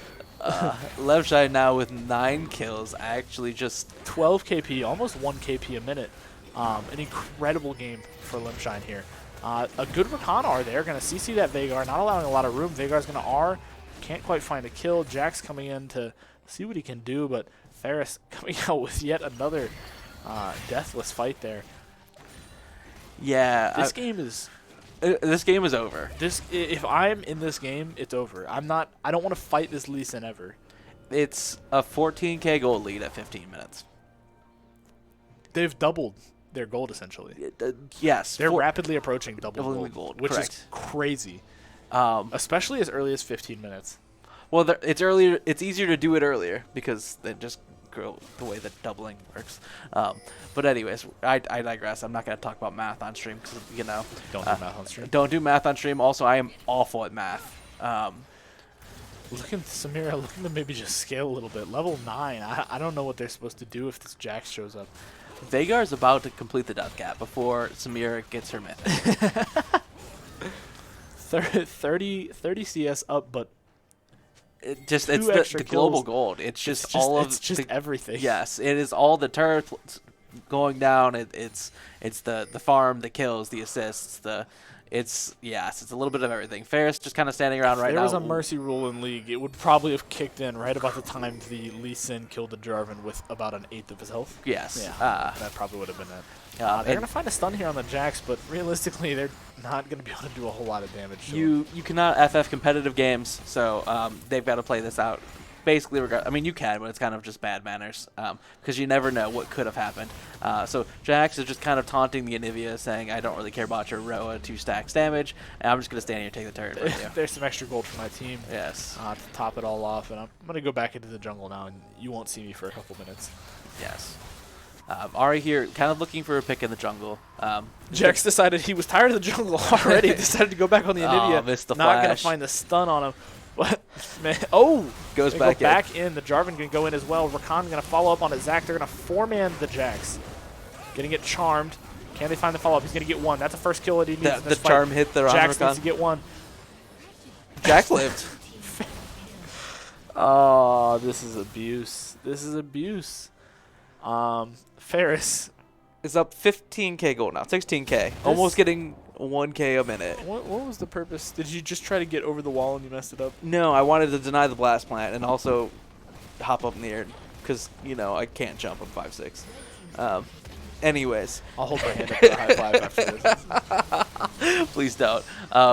So Ferris looking to pressure the hip. Nivea's here, so not looking to do anything too risky. Trying to, so we all have to let Kunzi know he ruined the perfect game. Kunzi, in fact, has the only one death. It was pretty early on as well. Correct. Unfortunately for Kunzi, but regardless, a fantastic game from Ferris. Looks like they're getting not far from getting inhibs at this point. 18-minute inhibs is... Yeah, so games very rarely end before 20 minutes just because of Baron and the way that champs and wave clear and stuff works. Also, getting that inhib too early just funnels gold into them. Obviously, super minions deny your waves to ever push in. Correct. So in order to keep that lane of income coming for either the Jax or the Ahri or even the Veigar or Lee Sin at this point, like Lee Sin can get lane farm, Lee Sin at 2 items at 18 minutes. Lee Sin essentially in their jungle daring them to fight them. Going to follow up, kick the Samira into the team, and they're going to break out the fight. Almost killing that Rakan. The Veigar's going to find the kill on the Rakan. That's going to be an early pick for Ferris. Samira taking a little bit of a kick into the team, but they weren't there to follow up on it. They were looking for that Rakan instead. Not a bad pick regardless. An early kill for Ferris as we go into this fight. Jax is going to find a stun on the Anivia. They're going to follow up on it. Lim is going to get a first on the Jarvan. The Jarvan's going to go down. Samira's going to kill a Mumu. Kunzi actually going to get the second death for Ferris as well, but Jax is going to find 1, 2, and that is probably the end of this one if I had to guess. A 19-minute turret. It is 20-second respawn timers, so we will see. With just the Lee Sin and the Jax providing mainly the auto attack damage. A lot of damage on these turrets, though. Absolutely demolishing them. Jax is very fed. Never mind. Wow. This is... Jack's going to maybe look for a stun while the rest of the team tries to fight it. The Jarvan's going to go in. He's going to R the Ahri. It's not enough. The Jarvan's just going to get deleted. He is 0-10. Essentially unable to play the game into this fed Ferris squad. If I'm Ferris here, I'm just smack Nexus. They're gonna find the shutdown. So actually, Samira gonna get 1,000 gold, but it's not gonna matter because she's gonna need 30 seconds to be able to use any of it. Lim's gonna go in. He's gonna find one. He's gonna find two with that Rakan. The bot lane is dead thanks to Lim. Can he find a third? Ari's gonna get the kill on the Zac, and that's 3 for Ferris. Veigar fighting the Anivia, part of the stand skill and auto squad. Not quite able to find a kill there on the Anivia. The Anivia pretty low. Anivia might go down here, and she does. That's another kill for Lee. Lee is looking for, I believe this would basically be another shutdown for Cornell. Mumu just looking to... It's a Mumu gonna end the game. Mumu was just autoing the Nexus. I mean, not a bad call here for a Mumu. Doesn't look like it's quite enough damage. Samira's gonna find the kill on him, and Ari's gonna hit the charm, but it's not quite enough. There goes the shield bow. Ari in a position where if they're going to fight, they have to turn and do it now, and they don't. Just going to let that do. Coach Mans is a KDA player. You've heard it here first. Protecting that 0 deaths. KDA Ari? KDA Ari, yes. Interesting. Ferris, 29-7 here. Samira duking it out with a super minion up top, it looks like. So the gold lead has shrunk. It is now only 16,000 gold. I don't think it's shrunk. I think it just hasn't grown. Probably true. Jack's looking to solo Baron. Veigar's on the way. But, you know, on his own, doing a good quarter of the damage on his own. Yeah, Baron is incredibly difficult to solo unless you're Master Yi or Ivern. Yes, I said Ivern. Daisy can tank the entirety of Baron. That's true. I forgot about that. Yeah, that makes sense. Maybe Yorick as well. I've seen Yorick do it. Yorick. Heimendinger actually can solo it at 20 minutes with ulti turret and 2 items. Ferris, Ferris is going to get Baron there. 3 dragons, a Baron, and the 17,000 gold lead walk into a bar. And you get a 22-minute league game, I'm guessing. A good shove here from Ferris. And Mumu going to find that stun there on the Anivia. Going to follow up with the R to make sure that they can't move. And she's just removing the Anivia from that game. Jax is going to look for a fight here. Zac is going to try and do what they can. They're going to stun him, and that's going to be the first kill for Jax there. Jax is going to find the Samira. Samira's going to go down. Lim's going to find a follow-up on the Jarvan, and that's going to be 2 for Ferris, and that's the end of the game. Amumu, Lee Sin, they just walk into the game. I'm pretty sure Jax won that fight, by the way. I wouldn't doubt it. Pretty low health. Doesn't matter. It was Zac or Khan, so... Jax does a lot of damage. A lot of life and that triumph between each fight. Absolutely. Going to go crazy there.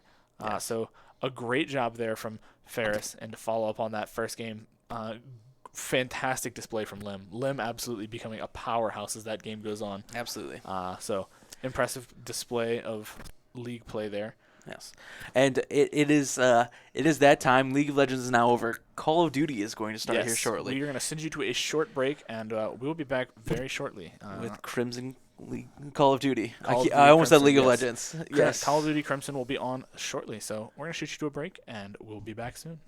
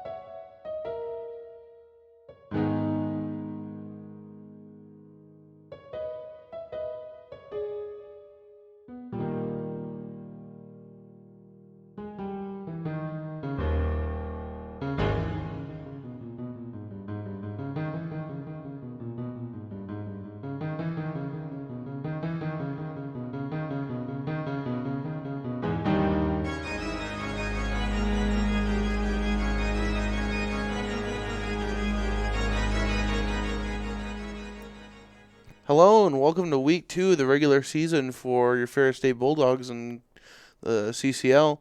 Unfortunately, we missed the first map. They're currently in it right now, so we're going to just wait until they're done with that and they'll be able to get into the gameplay. We'll find out what the score is and then we'll just get it rolling. I believe it's an MSC Search and Destroy. I will double check that. But we'll be back in a couple minutes and then we'll get on with the gameplay. So we'll see you then.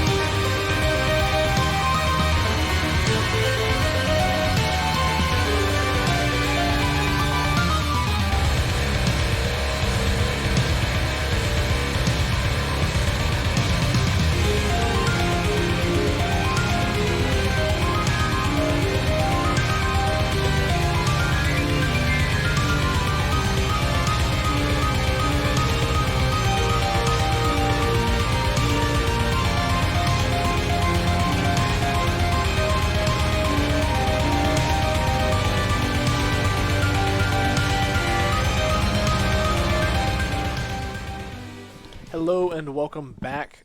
We are here again for our Call of Duty Week 2 of regular season play. We have Ferris against Adrian. Yes. Unfortunately, we did lose the first map to Adrian. I don't know what the score was, but I would have liked to watch it because that's one of my favorite maps to cast for Hardpoint, but it is what it is. So now we will be entering CLOL Search and Destroy, and I don't think I know I've seen them in Control, which is the next map, but I don't think I've seen them play this in Search. So Looks like we may still be waiting on one more thing before we quite start. we are waiting on waiting on one of Ferris's players to join. Mikey. So we'll just wait for that. Oh. What do you think we can expect to see today? Honestly, this map's kind of just straightforward. Oh, so he was here, but he wasn't here. That was weird. Anyway, this is a very straightforward map in general, so I don't really see anything like fancy happening. But we'll see. I don't know. I don't really expect much. It's usually just a B hit, and if all else fails, you go to A hit, and if all else fails, you go to B. So it's kind of just like indoors a lot. There's not much of the outside presence except for like flanks and stuff. But yeah. And then the cheeky bomb plant that you watch from top platform on A.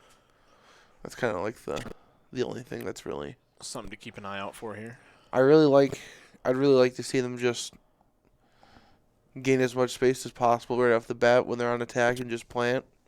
Because post plant for attack is way easier than trying to retake it. Personally. Absolutely. So we'll see. Looks like at this point we're just waiting on the host to get things started. Yeah, everyone's here. So Probably some player side stuff they're handling. yeah. Oh, and here we go. So looks like we're gonna be heading into El Asilo. This is not a map I'm familiar with personally. My COD experience fairly limited as opposed to some other games, but this is a good map. Search and Destroy, pretty basic concept. We're gonna load in here. That's gonna be interesting. They're all on the New York sub. I'm guessing it's because of the same colors. probably the color combination. Yes. Yeah. And we are here on Ferris. Ferris is over there. And so We're entering a missing piece. Loading in a missing piece. I'm just going to say missing piece because that's way easier. The A is just an extra syllable I don't need.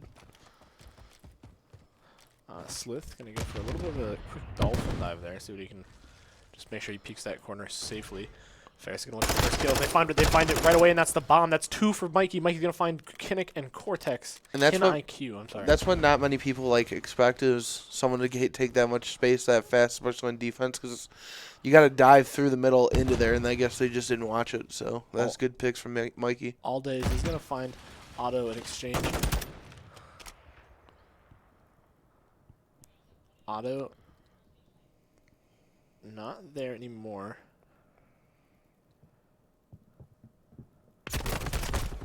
Get lit up through the spammed wall. to the wall. Okay. Looks like they might have known he was already in there, just hoping they could quickly find it, and they do. All day is going to find Mikey, and that's going to level this out to a 2v2. Slith and a missing piece. There's a big flank camp, or like 3-pronged attack or double attack coming here. I thought there was 3. Lighting him up. Can they find it through the not wall? gonna get him. Not quite. They're going to find it. Missing piece going to find Vivo. All day going to find Slith. This would be an ace for all day if he finds this. Missing piece knows he's nearby. Doesn't quite know where. Got to be careful what he peeks. He's the last one standing. Lighting him up. Can't quite find it. He's got the spot. Yeah, this is probably chalked for Ferris unless he can get the kill. Oh, he doesn't have it planted.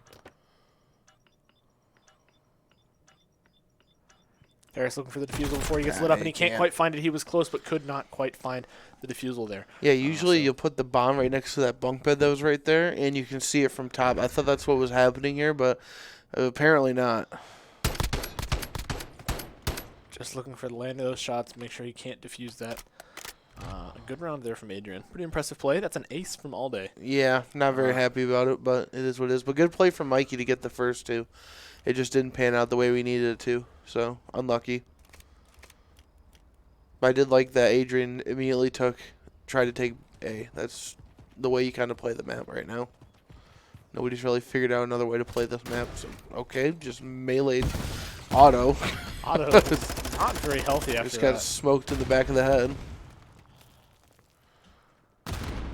Watching where Kin is. They're going to find that first pick. Otto's going to take down Kin right off the bat. Slith is going to use his dead silence. See if he can relocate a little bit. Mikey's going to find Vortex. It's going to be 2 for Ferris. Ferris is going to be up left now, 4-2. They're going to look for another. A really long-range play here. Bevo getting lit up. Can't quite find it. They're going to throw a nade. Is that going to be enough? He's not going to be enough. He is. Slith is going to find Bevo. He's going to get stunned in the process, but it was worth it. All day left on his own with 4v1 here. Nice shots from Slith, too. They know where he is now. They know where the shots came from, and they're going to find it. That's going to be all that Ferris needs to make sure they can secure that one. A great job from Ferris there, quickly just picking everybody off. 2 picks right off the bat, setting you up for a 4v2 is exactly how you want to start a round like that. Yeah, they took what's the word I'm looking for? They took initiative first, so that's all you can really ask for, especially on this map, because you don't want to dilly-dally too much, because that just allows the defense to kind of get you where they want them, like in a corner, you know? Absolutely, absolutely.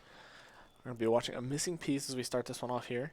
Because as you can tell by B, it's literally in a soccer field, so there's not really anywhere you can hide. Sure. So Going to throw an early nade. Maybe see if they can predict the spot. Can't quite find it. They're not even going to do any damage with it. KenIQ is going to have the bomb as they go in. Missing Piece is going to take a lot of damage here. Missing Piece is going to find Bevo in the process, though. It's going to be a first pick for Ferris. Ferris is going to be up there. They're going to find All Day as well. Otto's going to find a second. They're going to take Mikey in a trade. Ferris left here. They're going to find KenIQ, Vortex, leaving KenIQ all on his own. Otto's back here. Missing Piece, watching that door, making sure that he doesn't push back out where he just was. The door magically shutting itself. The animation may have been a little bugged. They're going to hear him, but he can't quite get through. An unlucky set of shots from a Missing Piece. KenIQ's going to book it across the top of that floor.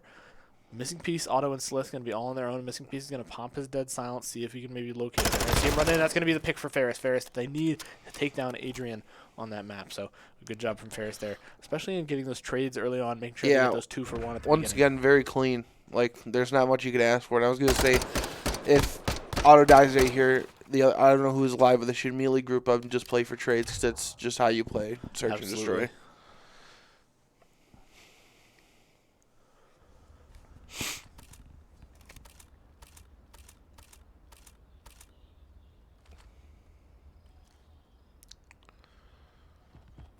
Otto got his knife out. He's going to pop his dead silence right away. Looks like he doesn't want to be known where he's headed.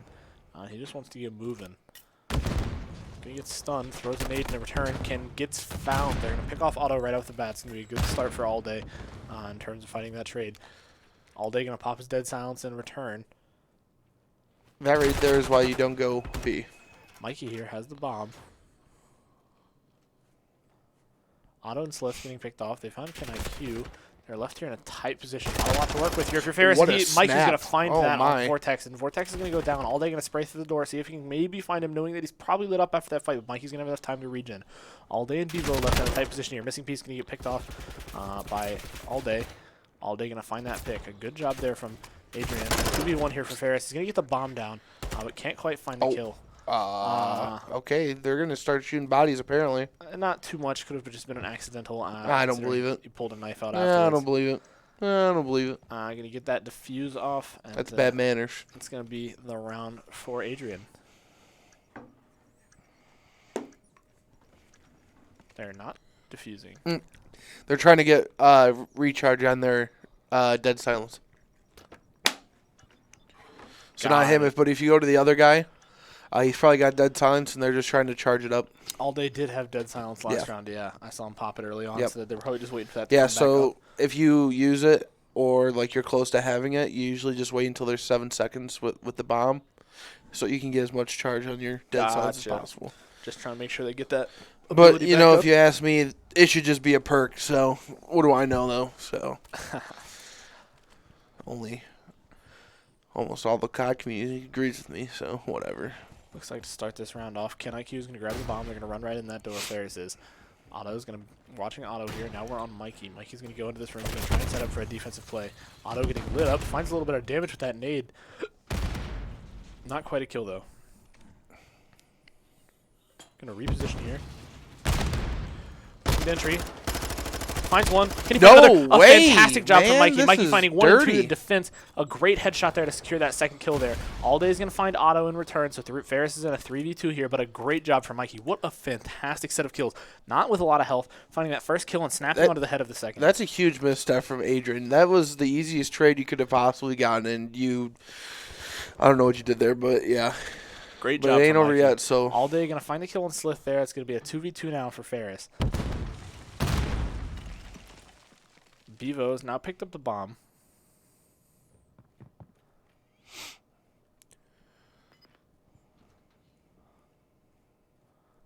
They haven't quite figured out where he is yet. All Day is going to pop his dead silence. There it is. Was waiting on it from last round. Yeah, you see how there's like 20 seconds left in the side. Well, they're probably both near A, so why not just wrap it B? It's usually the only time they go B. Mikey doesn't hear him. He's got that dead silence pop, so they don't see him or hear him running around down there. Not sure where he is. And Mikey's going to find another. That's 3 for Mikey this round. Mikey's going to kill that. Kill All Day, and that is going to set them up. Yep, Where Bevo is, and huge. Mikey, missing piece, going to find that last kill, and Mikey's going to hope he can get that defusal. It looks like he has enough he's time. got plenty of Mikey time. is going to find that defusal, and Ferris is going to win that round. A great job there from Mikey finding the 2 on that first point. I wish we had a replay of that. Yeah. Incredible from Mikey. About half health, and finds the first kill, and then flicking onto the second. I don't even Great know if snap. he was half health. That might have been a quarter health. It was low. low, and he found that kill. There was blood all over his face. So Sloppy play from Adrian there. yeah, To run in there, but a great job from Mikey to really secure that, and really, honestly, that's something I would do. brave to stick that fight. Yeah. Sometimes you might play that a little differently. I mean, he knew he was probably dead if he tried to jump out, so it's not like there's much he could have did there with how low he was. So, because the time to kill is instantaneous in this game. Vortex gonna pop his dead silence pretty early. He looked away from the door.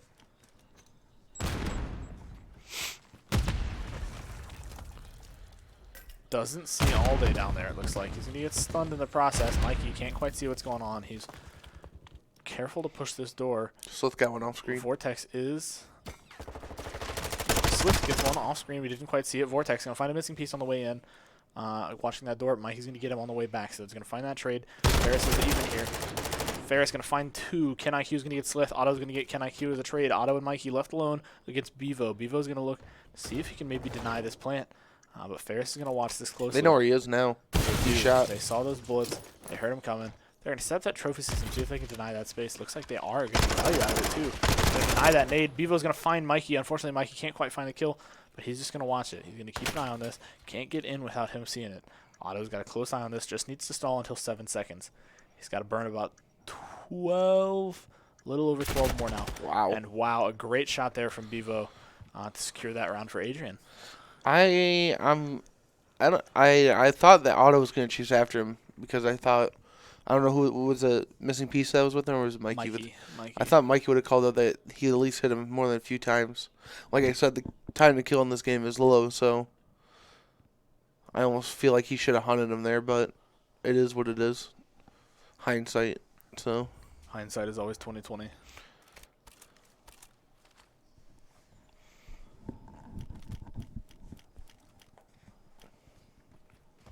As we head into this next round, Ken IQ is going to have the bomb again. But what I did like from that last round is they traded everything. A good nade. Can't quite find Bevo. He's going to light him up at range. He's going to find a kill. A lot of hits, is but he he just can't eating them? quite- Well, A great Mikey job. with Mikey, 2. another job with 2. Finding And he's got Vortex bomb and Ken down. IQ, and he's got bomb. Eyes on bomb is huge. They see it, and that's a great job from Slith on playing that door. Slith's going to find another. That's a great job from Ferris here. Bevo should be dead right now. He should be on the ground bleeding. Bleeding out, crying to mommy, but he's not. I don't know why he's not dead. Bevo possibly just Superman. eating the bullets that were fired Yeah. at him moments ago. Taking shot after shot after shot. I don't really understand what I just watched, but it's whatever. Keeping an eye on this entry here. Hoping that Bevo comes in, and he does, and they're going to find the kill on Bevo. But at So least he didn't Ferris is eat gonna- those. He did. He ate that one to the face. So Yeah. Ferris doing a great job there to secure that round after they get a good start. Not letting anything turn that around. Great job keeping it. Look at the tracking on this. As he comes in, he's going to go up, and he's going to go right to the head. Great job there on that final kill. Slith going to secure that one for Ferris. Was it 4-3 now? I believe. I believe so. Ferris up here, 4-3. It definitely as we should head not into be the eighth 4-3. round. That's all I gotta say. There's a couple of rounds where we could have probably did a little bit better, but it is what it is. I think they know that too.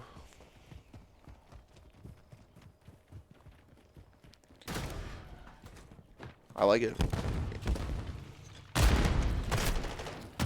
Fortunately, Mikey's going to get picked off as he comes in. Can't quite find Vortex like he did last round.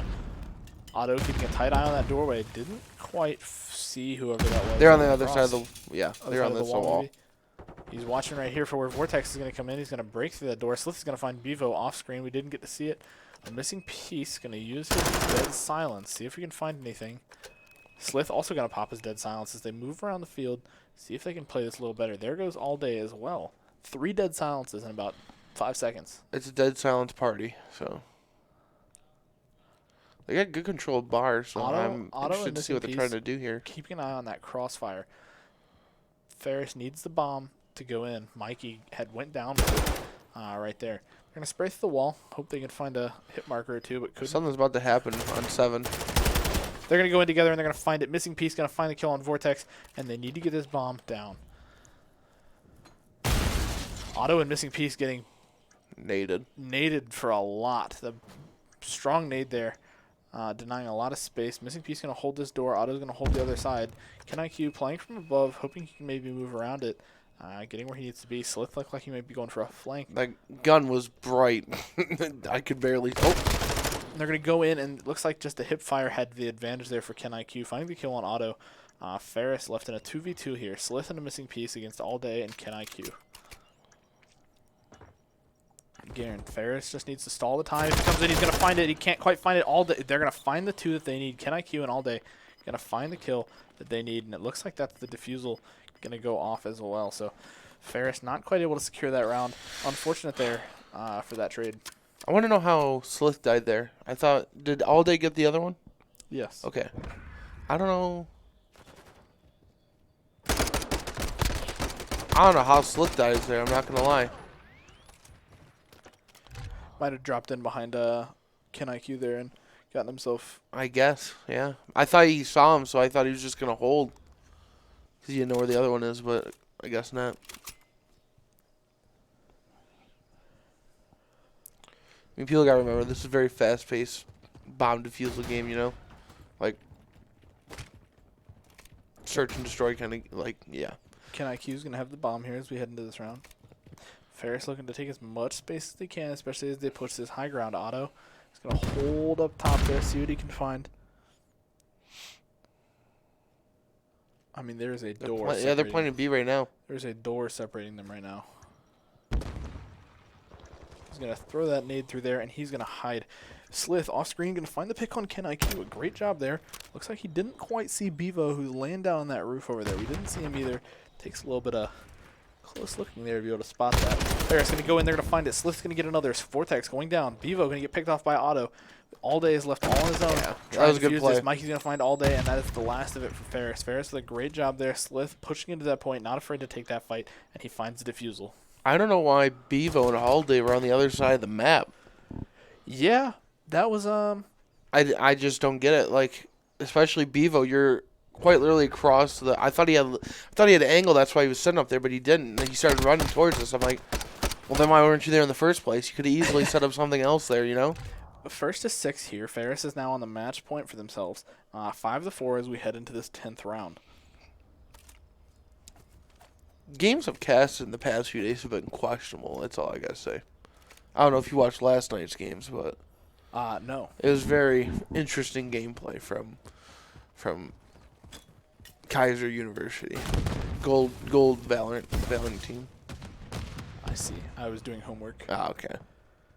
Busy I don't time blame of the you. year, busy time of the semester. Midterms are coming up. Midterms, lots of homework. Finishing out everything for the break. Here we go, right into this round. KenIQ's going to find the pick on Slith. KenIQ's going to go down, though, to Mikey in a trade. Ferris is now even here. Mikey got that? Mikey gets a kill on Vortex. A wonderful job. Looks 1 like a wall HP, bang. dude. He's 1 HP. This is like the 3rd time he's done that. All I can hear in my mind right now is a little speaker in my ear screaming, he's one shot, and Ferris is going to find the win I they need agree. to secure this first part of this map. A great job there from Ferris. Yeah, that is the game. So now I believe it is Alasilo control. I'm actually glad that that's they the- won this game, right? Yes. Glad that as terrible as it sounds, I wanted them to lose at least one of these games because I really wanted to see Hydro play. Hydroelectric. I like that map for hardpoint. So. Does look like Ferris, having lost that first round, there is potential that Yeah. we go there. Elisilo, Search and Destroy, going to go to Ferris. A great start for Ferris. Yeah, they played in very well. especially in response to that first round going down. They were really good at trading, and that's like I swear that's like the hardest thing for people to do is group up and trade. Yeah, I think in Search and Destroy, it's very important that when you get that first kill, you have to be able to trade and get one or two more in return, and they were doing that a really good job of that. Every time somebody found one, Mikey was finding two. He might go down right after, but he got his two. Case in point, yeah, literally, they could not trade out Mikey at all. Play from Mikey, by the way. I'm still Yeah. kind of astounded on the getting hit by a nade, There's- left very low on health, taking a couple bullets in the process, but finding that one kill and then snapping to the head of the other. There's actually no reason why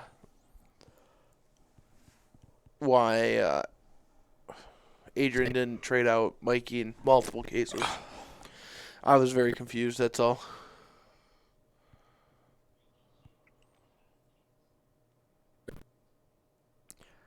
So as we head into this next I round think here, they're trying to figure out.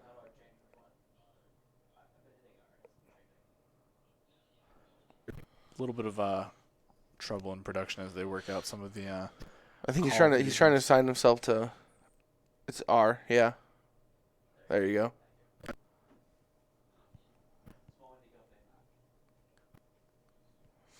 All right, we should be getting this up now. Should. I hope.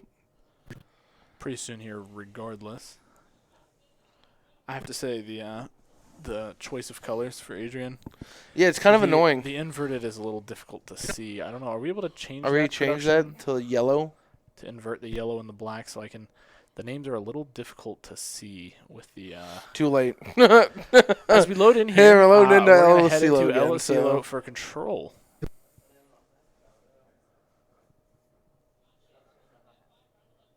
Production is not happy. Production would like to inform you they are also unhappy about the colors not being able to be changed. I just there was points where I could not see anything from I that was, trying to, Adrian was I was doing. trying to pick out the names purely by the length of the words.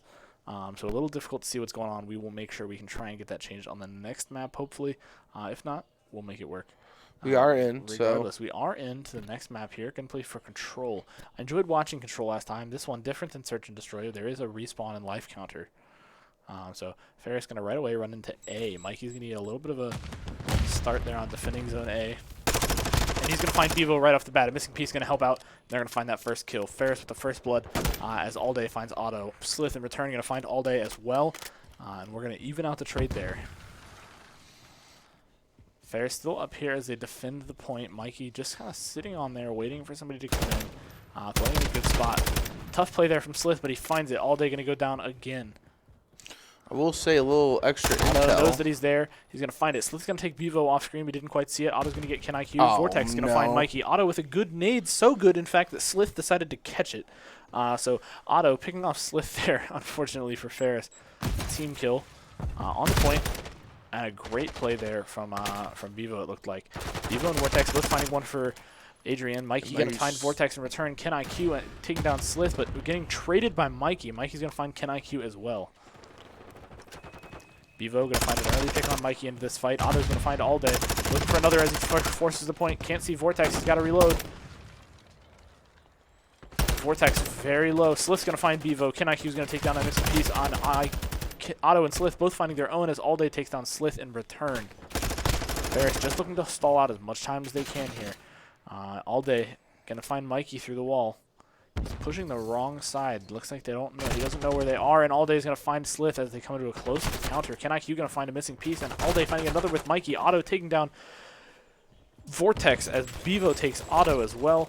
Bevo and Otto taking a trade. All Day and missing piece. All Day just lighting them up. Ferris just needs to get on point here, but they cannot. This is a slaughter fest for Ferris right now. Mikey going to take down Ken IQ as they finally manage to find their way onto the point. Bevo going to take down a missing piece. Slith and Mikey both finding one as they've decided to push in. Defending zone A here is what they're going for, and they finally kind of get control, recollect themselves. And This is just still as very I say winnable. that, All Day and Ken IQ going to take down Mikey. Slith's going to get All Day as he pushes on to point. As you see, the lives are getting down, but this is still very winnable. We just need to get a couple trades in our favor, and we'll be in this. Yeah, he didn't read that. He was right below him. KenIQ didn't quite see that. KenIQ going to find another on Mikey as he enters the point. Ferris just looking to clear out the point here. They need to stall out this time on A. Slith's going to finally pick on KenIQ. All day's going to get a missing piece, but Slith's going to get another with Vortex. Looking to rotate, and you see if he can find a play here for Ferris. Yeah, we got to watch out. We're really low on lives here. Ferris only with 5 lives remaining as Adrian up 5 life advantage with 10 left here. Missing piece going to find All Day. Bevo's going to get auto as a trade. A missing piece going to find Bevo as they walk in. He's going to be able to find one, but can't find another. Slith's going to take down KenIQ, and Vortex is going to find Slith. Ferris in a really tough position here with only 3 lives remaining. Mikey's going to find Vortex, trying to even the playing field. Missing piece going to get All Day. Ferris finding each other. Can't quite find it.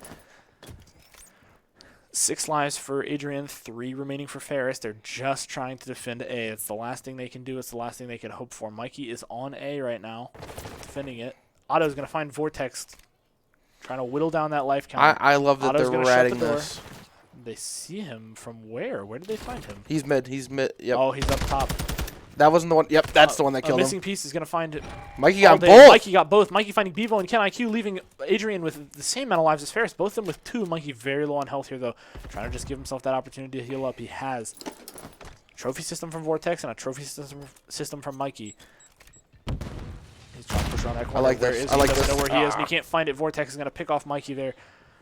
And they're looking to play the point. Ferris just needs to stall this out. Play it safe. Play it smart. Yeah. And Ferris can't quite hold out on the lives. Adrian with a first round there. Very close. Yeah, Mikey, I don't know how I feel about maybe Mikey should have played a little bit off, but like it's all in the moment. You don't really know where they're going to be, obviously. So All Day with a good shot there. Picking off. I'm guessing last that kill. he just wanted to try and contest as much as possible. Because if I believe if it's contested, it goes to 0. I don't know if it ends or it's like until they get off, but yeah. So and it's kind of hard for Slith to play that. Was it Slith or missing piece at the end there? I think it was Slith, I right? believe it was Slith. Yeah, it's kind of hard to do a 2v1 on control because as soon as you touch it, Put the kitchen sink into that room in there for a minute. yeah. They're going to find the first blood. Bevo's going to find a missing piece. Landing a few shots on Bevo himself. Couldn't quite find it. Otto's going to get KenIQ. And we're going to balance out the trades here. 29 lives apiece as we head in. Vortex is going to find Otto. Vortex is going to find another with Slith. Mikey's going to trade Bevo. And they're going to push on. Looks like Ferris is going to try and defend. Ferris is on attack now. Adrian looks like they're trying to defend A. Mikey doesn't know that Vortex is there. He's going to play it safe. All Day is going to find Slith. All Day is going to find another with Otto. That's not a good trade there if you're Ferris. It's a stun. It's going to hit Mikey, but they're not going to peek that corner. All Day is going to find another. Ferris now down 4 lives as we head into the rest of it. Vortex is going to pick off Mikey. Otto's going to find All Day, finally shutting down that kill. A great run from All Day there, though. Yeah, they need to make a move on a point right now. Looks like Ferris is finally going to get onto B.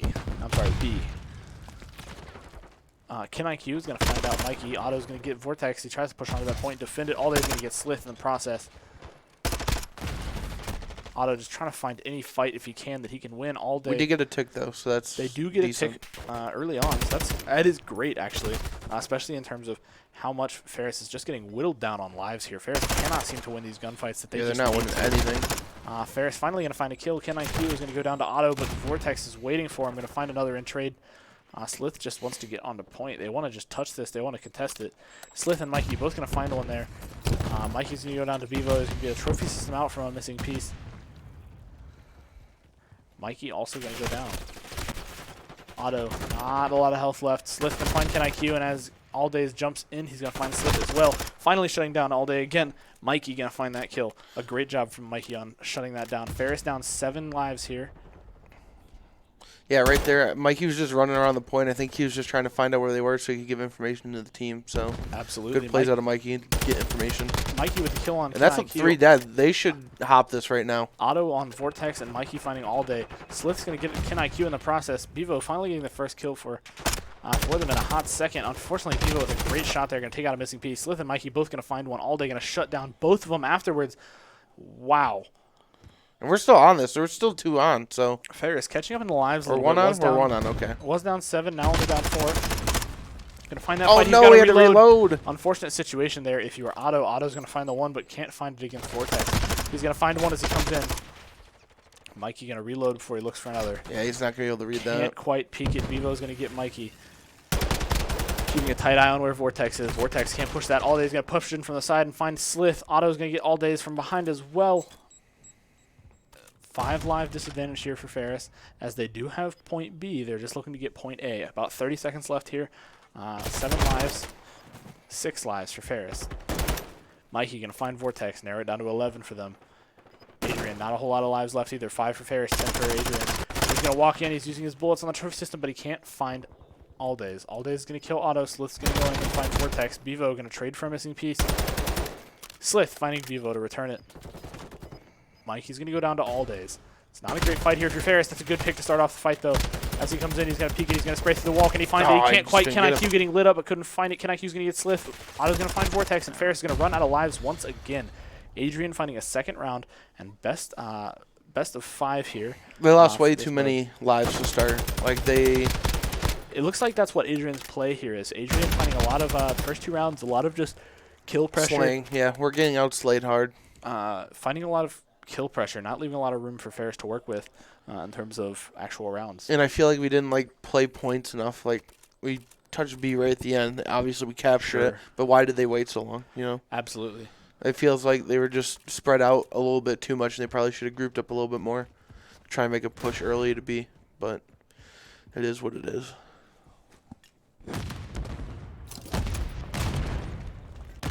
Slith's going to find the first pick early on All Day. Ferris back on defense here. Otto's going to find another one on Ken. Vortex looks like he wants to play this door, but he doesn't know what to peek. He's getting shot from 2 different sides. Otto, missing piece, going to take down Bevo. Otto's going to find Vortex, and it's a great start from Ferris. Ferris is up 4 lives here. The advantage that they were having, the disadvantage from earlier. All Day looks like he might have just been standing above Slith. Was he waiting for him? Otto's going to find Bevo. Ken IQ going to take down Mikey as well. Slith is going to invest a cruise missile. Missing piece getting an early kill on Ken IQ. All Day is going to find missing. Otto also taking down Vortex in the process, but Bevo's going to avenge his teammate and take down Otto. All Day going to find Mikey. Ferris is starting to catch up in the amount of lives remaining. Slith going to sneak up behind All Days and get that early pick to start off the round as he decides to push, but there's 2 there waiting for him. Ken IQ going to light up Slith. He's going to go down. Otto going to wallbang Bevo. He doesn't know he's there. He's pushing with a sprint. Otto and Mikey both going down as they try to push onto point. Yeah, and they're taking solo fights again. They don't need to take. Obviously, that right there, you can't do anything about that. But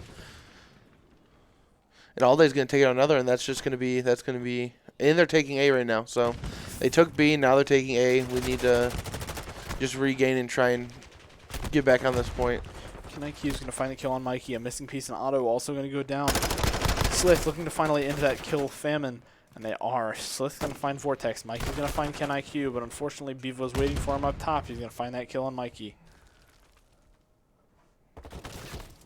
A missing piece. Finds Bevo.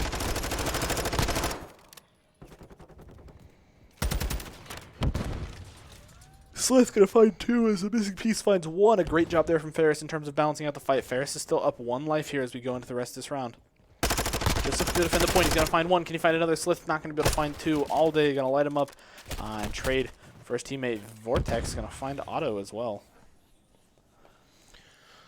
Yeah, this is whittling down to just kills again. And luckily we've been able to keep up with him, but we just got to keep the foot on the pedal. Otherwise, what previous rounds have happened is going to happen again. So Missing piece going to find the early kill there.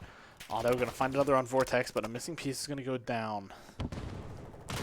Ferris up 1 life here, but they're probably played defend A, and it's got 2 ticks on it. As far as capturing goes, Bevo and All Day both going to find 1. Mikey, a missing piece going down. Otto's going to trade for Ken IQ.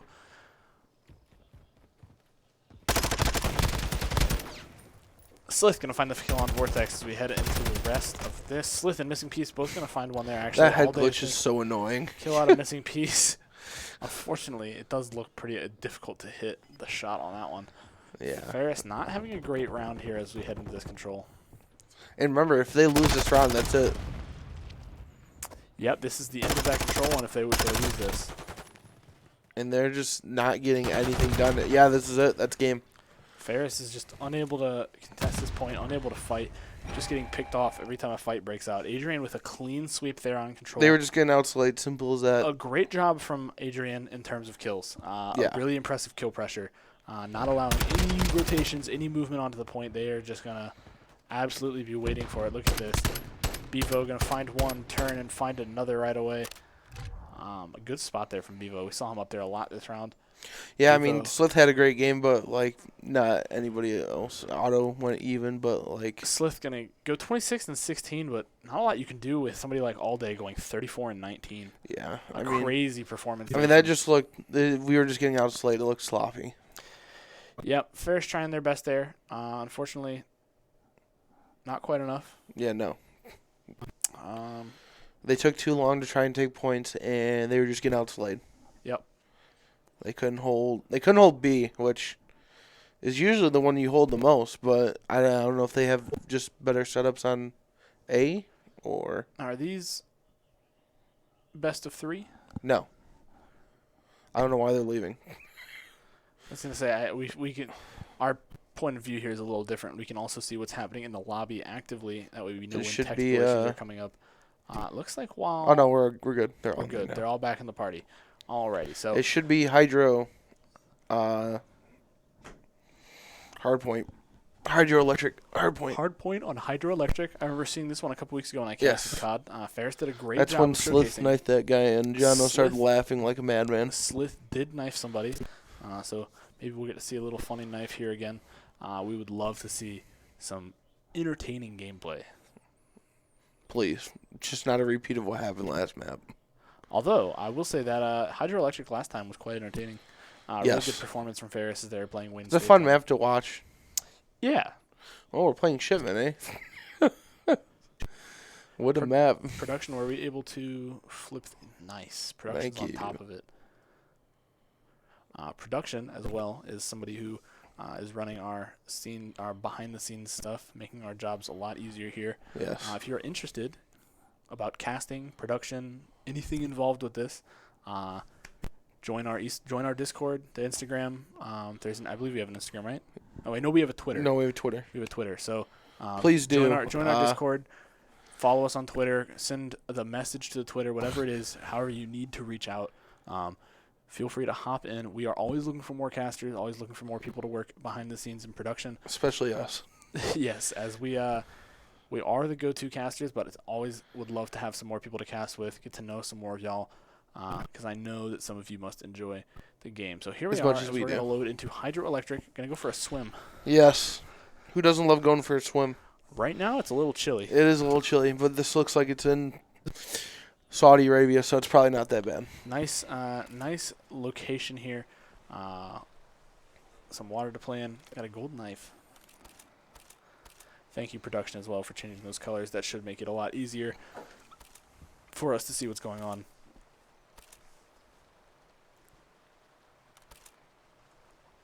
Ferris just having a little bit of a vibe fest over here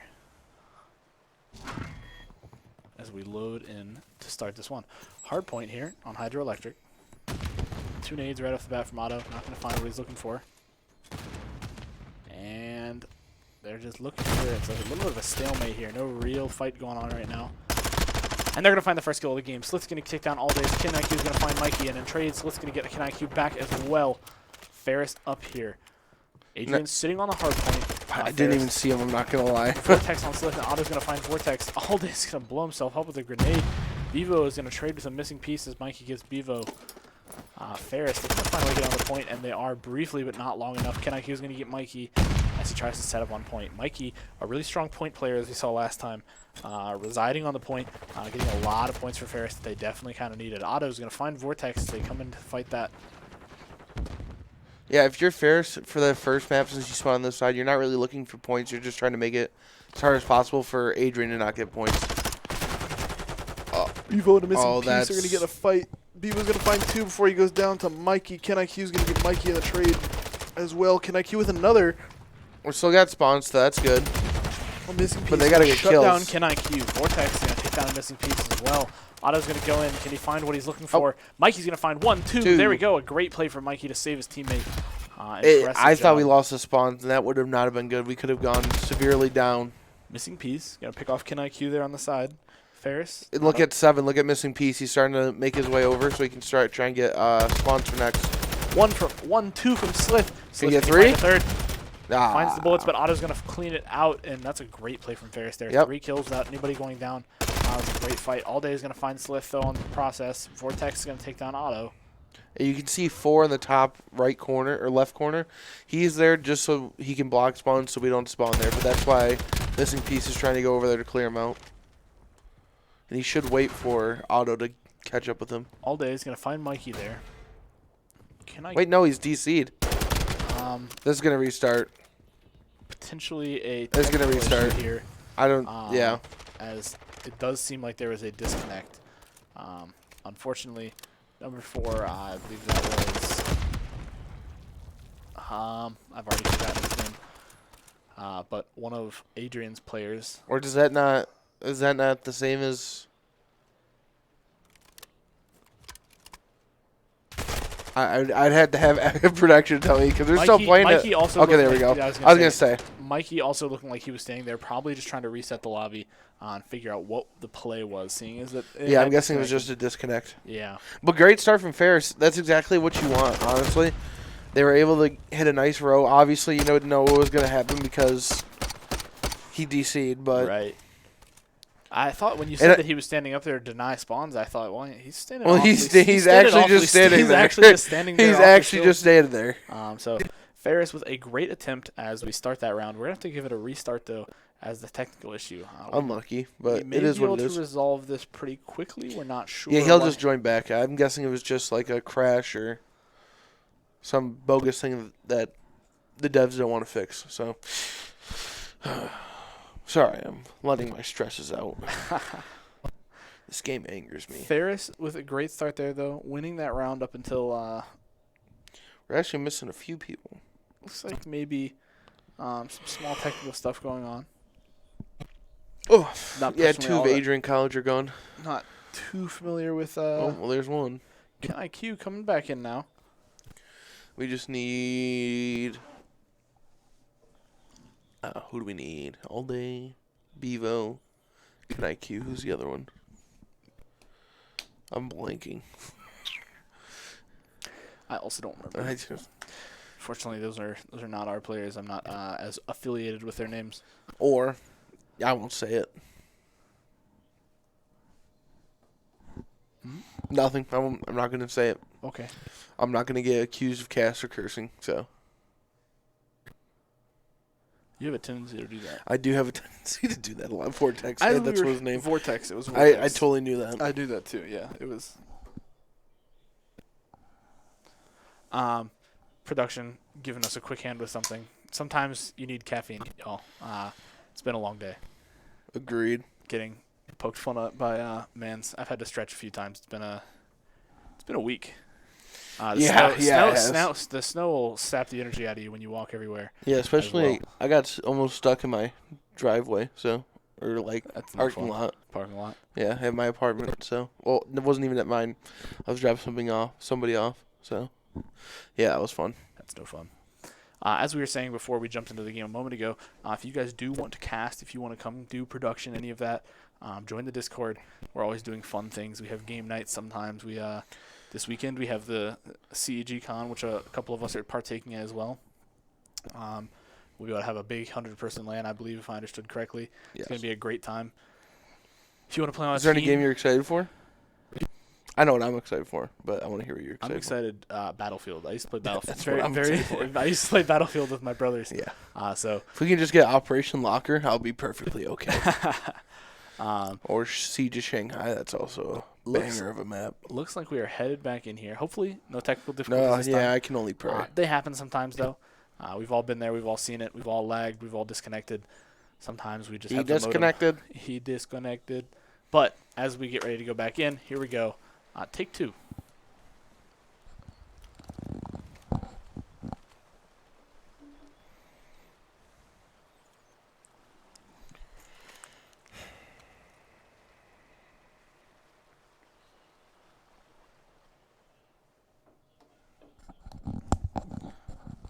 Okay. Potentially not. That was fast. A draw. So here's the question: if this keeps happening, yeah, it's another person from them. It was IQ Can again. IQ this time. I think it was Ken IQ the first time. Oh, so this keeps happening. What happens? Do they forfeit or production does not Our know? end of production does not know. I'm just gonna say it does. Sometimes this kind of stuff does result. Oh, in he's a- back immediately. Thing is, he's able to connect pretty easily. It's whether or not he can maintain that connection. I'm sure they have a reason for it. Most of the time, this stuff does happen because something's going on. Hopefully, they can get it sorted out. We would hate to see the action ended here.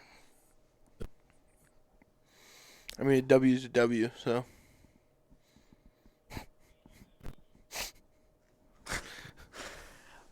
Nothing wrong So. with a quick win like that, I suppose. But sometimes we enjoy the play of the game a little more. Some Yeah. people enjoy actually playing it. Call of Duty, definitely a fun, interactive game. Drink water, folks. Stay hydrated. Mm-hmm. Indeed. Flash says. Okay. Sorry. I was a little parched. A little parched. We are Yeah. doing a lot of talking. That happens sometimes. Yeah. That's a lot of water. We had to do some fiddling with production today. A little bit of a delay in League, which is also what I believe caused us to miss this first Call of Duty map. Yeah. Some issues going on with the camera and such, as you may see. Yeah, the I don't emblem. know. The emblem is actually rippling behind us. It's windy in here, you know. Yeah, I guess. Definitely not a Coach Man's back there helping us out. So do you know what happened to the camera, or? We couldn't. I don't know how they resolved it, but for some reason our camera was not giving a feed to the actual stream. Oh. So you couldn't see our lovely faces. I wonder if that was my fault from last night. What did you do? I might have accidentally pressed the button. I don't know. On the camera? Yeah. No. It's possible. I'm pretty sure the resolution. Or is was it found. something else? The Oh. resolution was found on the Never computer. mind. It's not my fault. I knew Flash it wasn't. attempting to break things, but couldn't quite break it. I'm just an angel. I can't break anything. Looks like with everybody in the lobby, they may go Hopefully ahead. we can start this. They may go ahead and I'm give just- it another shot. Let me in. let me in. For those of you cultured human beings in the stream. As we head into I don't even know what to say because we didn't get to see the first hard point, so I don't know what they should adjust. there's not too much to discuss about hard points because we didn't get to see it. I mean, because last week they played well on them, so I don't know what they need to fix. Yeah, If they were playing another control, I could definitely tell them what they should be doing. But last week we got to see on Hydro. Actually, they did a great job the last time I watched them as well. A fantastic what was performance. that? back Southern against Wayne. Arkansas? Looks like we're gonna load in yeah. here. We're gonna try this one more Let's time. try it again. If it keeps happening, we may shoot you to a break while they try and sort it out. But in the meantime, we're gonna go for a swim. We're on the diving board. We're getting out, diving in, climbing out, and diving back in again. I wish we'd just stay in.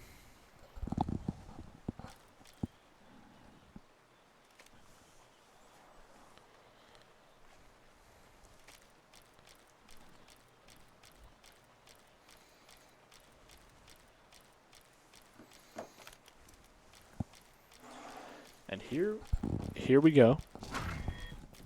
Getting set up as we head in. Slith's gonna rush in right away. Look for maybe an early contest on this point here. This time we can see Ken IQ on the move on the map. That's a good start. Thank God. And Missing Piece going to find the first blood. Beagle's going to go down all day. He's going to take a pick on Slith, and Ken IQ is going to get a trade as well. So obviously his internet must be back up and working as he takes down Mikey.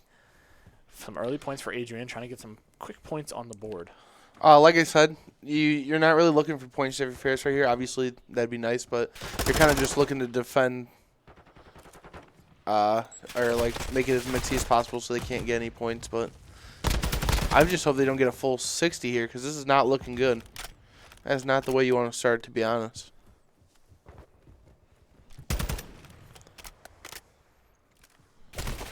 Otto is going to find the pick on all day there. So let's go take down Bevo. We're not spawning out, are we? Or was he just lurking over there? He might have been just lurking. But they got to watch out because one is coming for spawns right now. Oh, he hears Yeah. All day going to take down Slith. Otto's going to get Ken IQ in the process, though, as well.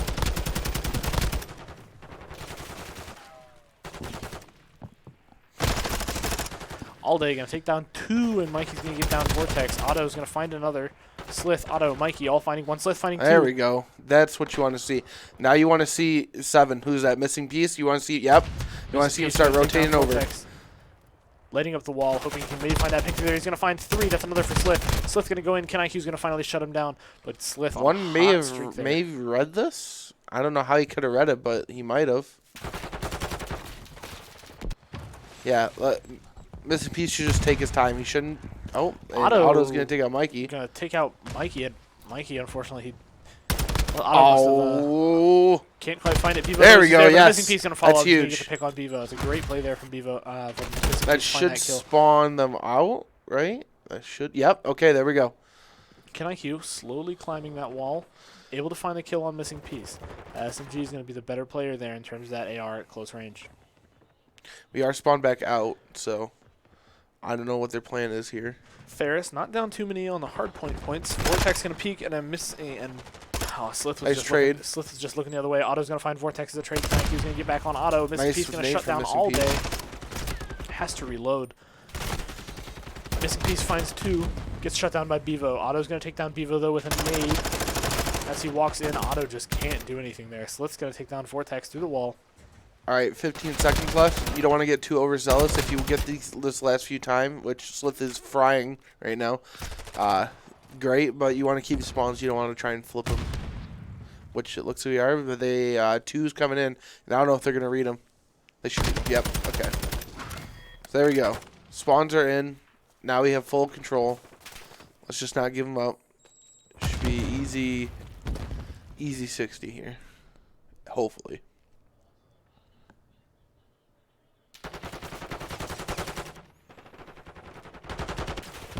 All Day's going to get the kill on missing piece. Mikey's going to shut down All Days. Ken IQ's going to take down Mikey.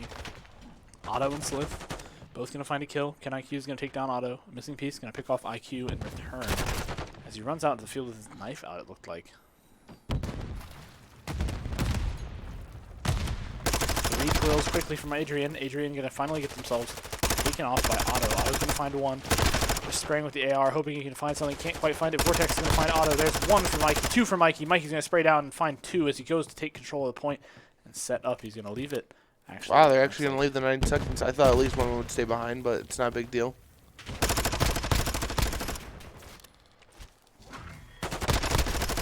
Oh, Bevo if waiting Slith would have up got top. that, that'd have been huge, but Bevo it is waiting what up it top is. for him. Can't quite find what they're looking for. All Day is going to take down a missing Otto piece as well. should have spawns now. If he holds them. Oh, did Bevo see him? No, Bevo did not see him. So this could be a good kill for Otto on Bevo. As he he tries ain't to gonna rush know he's into a there. heavily covered point. Slith and Otto both going to go down there. Mikey's going to take down All Days in the process. Ken IQ going to take down a missing piece. Mikey's going to find Vortex. He's jumping out of the water. Can he push it? He looks at the wrong angle and can't quite find it. Bevo's going to find 1. Bevo's going to find another. Mikey and Slith both going down. Comes into the point. Spraying again. Ferris just can't seem to find the kills they need today. Missing piece going to find Ken IQ. Mikey's going to find Vortex, but All Day is waiting and going to find both of them on his own. You know, I'm looking at this and that, ooh, Slith's going to find Bevo as Bevo finds Otto, but he just couldn't cover the right angle. Follow up on it. All Day is going to be waiting for him as well and find another kill. Yeah, not the greatest first rotation for Ferris, but it is what it is. You gotta, we have spawns for P2 again, so. All Day on a 5-person kill streak. Vortex and Ken IQ both finding 1 to kill a missing piece. Mikey's going to find a way to shut down All Days. Bevo's going to find 1, 2 on Mikey and Slith. They flip spawns, that's not good. 1 for Ferris, 2 for 2, Otto. Otto. Otto with a great play there, finding 1 in a second with a headshot. Vortex can light up the missing piece. 2 for Vortex.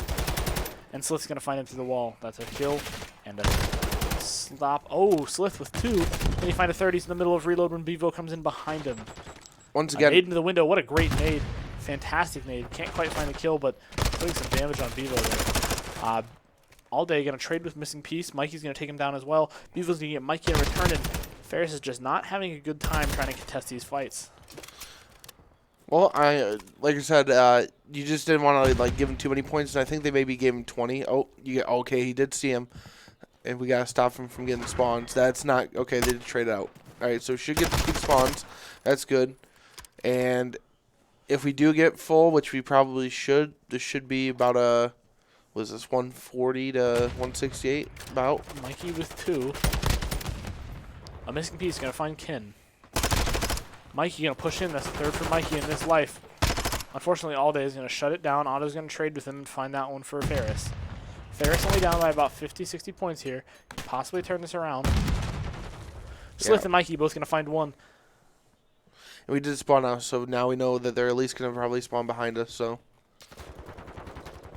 Otto looks like he might be tightly doing holding his corner. He's gonna walk in and find 2. What a play! nice Otto's gonna shots get from Ken Otto. IQ and Vortex gonna shut him down just like that. Bevo's gonna find Otto, but not before Otto was able to get that wonderful clip into him. Bevo's gonna peek that corner and he can't quite fight it fast enough. Slith's gonna get the pick there on Bevo. If he goes around that corner, it looks like missing piece is gonna find All Day, and he does. Ferris on a hot streak all of a sudden. Yeah, that's exactly what he wanted. Perfect rotation from Ferris right there. They sent missing piece up back. He just stayed there, and now they're set up for P3. Vortex, I'm sorry, missing piece is gonna find Ken IQ. Bevo is gonna find Slith. Ferris turning it around here. Was at one point down by about 70, 80 points, and now they're only down by 40. Vortex and Mikey both taking trades for themselves and Otto. Bevo all day gonna light up Slith, but get taken down by a missing piece. Ken IQ ready to cover his back, finding 1, missing 2 with Mikey. The pipe. Bevo's gonna find Otto, and the pipe blocking his shots. Slith's gonna find 1 with Ken and 2 with Vortex, but can't quite find the third. Bevo's gonna take him down.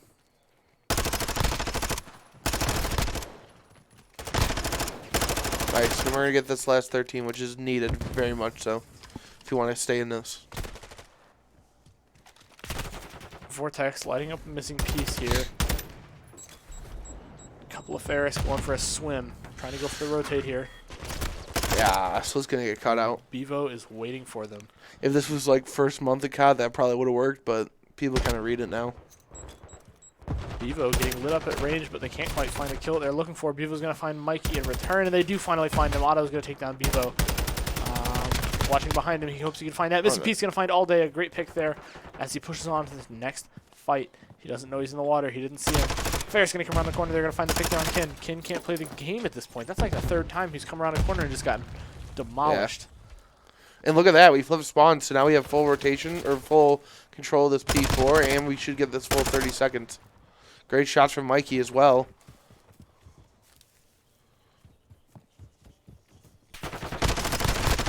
Almost a beautiful snap from Otto. If he would have got that, I would have started dancing. You would start dancing I would have started dancing. in the production studio. Oh, yeah. Production, if he starts dancing, please cut the camera back to us briefly to make fun of it. It's fine by me. All in good fun. Vortex is going to find a missing piece. Vortex is on Slith. He's going to find Slith. Ferris, unfortunately, unable to just turn this fight around.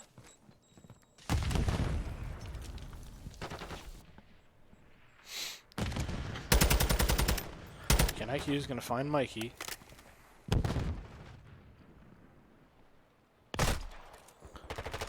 Slith trying to run away. Otto just... Nice. You hitting Vortex with a little bit of a friendly fire nade there. Bevo's going to go down All Day, and Ken IQ both going to find 1, but Slith missing piece. Both going to find a pick on their own. This is huge 25. They can't let this go. Otherwise, this might be the end of the game.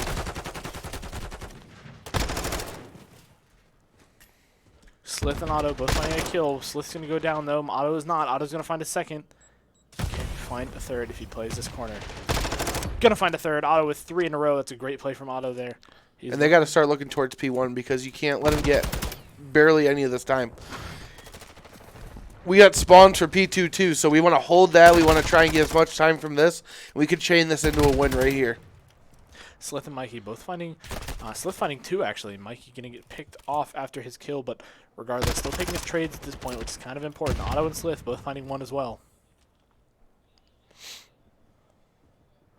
Slith holding this angle tight. Doesn't want to give it up. He's going to drop, and there's 3 waiting for him. He can't quite find that fight. Otto's going to pick off Bevo. Oh, Another from 2. Otto. Can we get a third? He's going to come out the window. Is Otto waiting for it? Vortex Nice going to get shots taken down from by Mikey. Mikey. Mikey going to find a headshot there. Now to we make should sure he start secures falling that. back. There's 19 seconds left. Leave 1. They can... Oh, I don't know if they can afford it. You know what? Yeah, do stay. He's going to come out. Otto's going to find another. This is 3-4 for Otto. If he can find this, Vortex comes around the corner. All right, here we waiting. go. This is the game right here. We have the rotations. We have the spawns. We just have to hold them. Vortex playing the corner. I like Can't this quite find early it. aggression Mikey's from gonna get Mikey as picked. well. Mikey's going to get stunned. Unfortunately, he just can't get out there. Evo's going to take him down. KenaiQ going to look to peek that. Both low on health after that trade. And Kenaiq's This going could be a to huge play from Otto. Look at him. He's coming through the flank. This could be huge for him.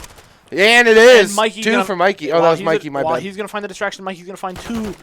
And he's going to live to tell the tale. Mikey's going to find a 3rd. Can we get a 4th for Mikey? Mikey's going to find Bevo, it looked like, through that hole. Vortex going to find the kills they need. Otto's going to find all day. Mikey got 4 there, though. There's no one on it. That's game. That's it. Ferris can't contest the point. Adrian's going to take Oh, it was such a good setup, too. Ferris, almost turning it around. A great attempt there. They just last couldn't minute. hold spawns. I don't know. I think missing piece lost on the Godheady. Yeah, right here. This is a great play, but Mikey, look at this. Wonderful play here on Sprang's door. This is where he just gets one, looks through the door to find another, and he did find that one, I believe. Unfortunately, Ferris just can't play that as well as they need to. A great finish from Ferris, just couldn't quite start as strong as they needed to. yeah. And they didn't play bad either. It's just that was such a close game. It just came up to rotations and spawns. So, Well, and that being that, I believe is the end of this round. Ferris losing to Adrian. tough loss, too. Tough loss. Close games. I mean, that control kind of killed them. I think it kind of killed their momentum. Now, could they have gotten it back when IQ can disconnect it 2 times? Maybe, but Possibly. I doubt it. I mean, when you lose like that, that kind of just is a huge gut punch to what you're trying to do here. But a great game, nonetheless. Ferris putting up a good fight in both of those matches. Hoping they can come back next week and do a little better. Probably beat out some more teams. Our COD team is not one to scoff at. So, with that being said, that's all I have. That's all I have. Thank you for watching. Thank you for watching League and Call of Duty. Yes. We'll see you next time. I know CSGO's got a bye this week, correct? CSGO does have a bye tomorrow. So I'm not totally sure when our next event is, but stick around, turn notifications on the stream, and you'll know whenever we go live. We always go live for our games when we can. We love to cast, and like I said before, if you want to cast, Please. find somebody to reach out. We'll show you what to do. It's very simple. We just sit here and talk. Yes. We're not even good at it either. That being said, play smart, play together. Have a good night. Have a good night, Ferris.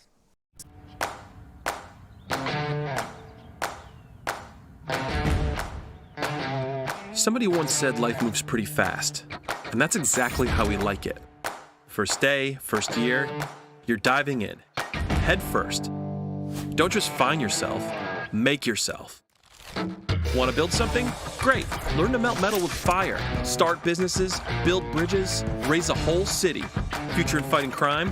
Want to save lives? Care for eyes? Do it all here. And here too. Side by side with the pros. But you've got to go forward fast. Why? No time to explain. Okay, fine. We'll explain. Because today is now, and tomorrow is soon. And to get ahead of the game, you got to get ahead of your time. See this guy? That's Woodbridge Ferris.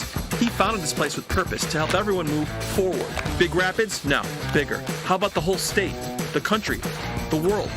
Forward, not backwards, not sideways, forward. So get moving. Move your ideas, move others' minds too. This is your future, your opportunity. So take it and move all of us forward.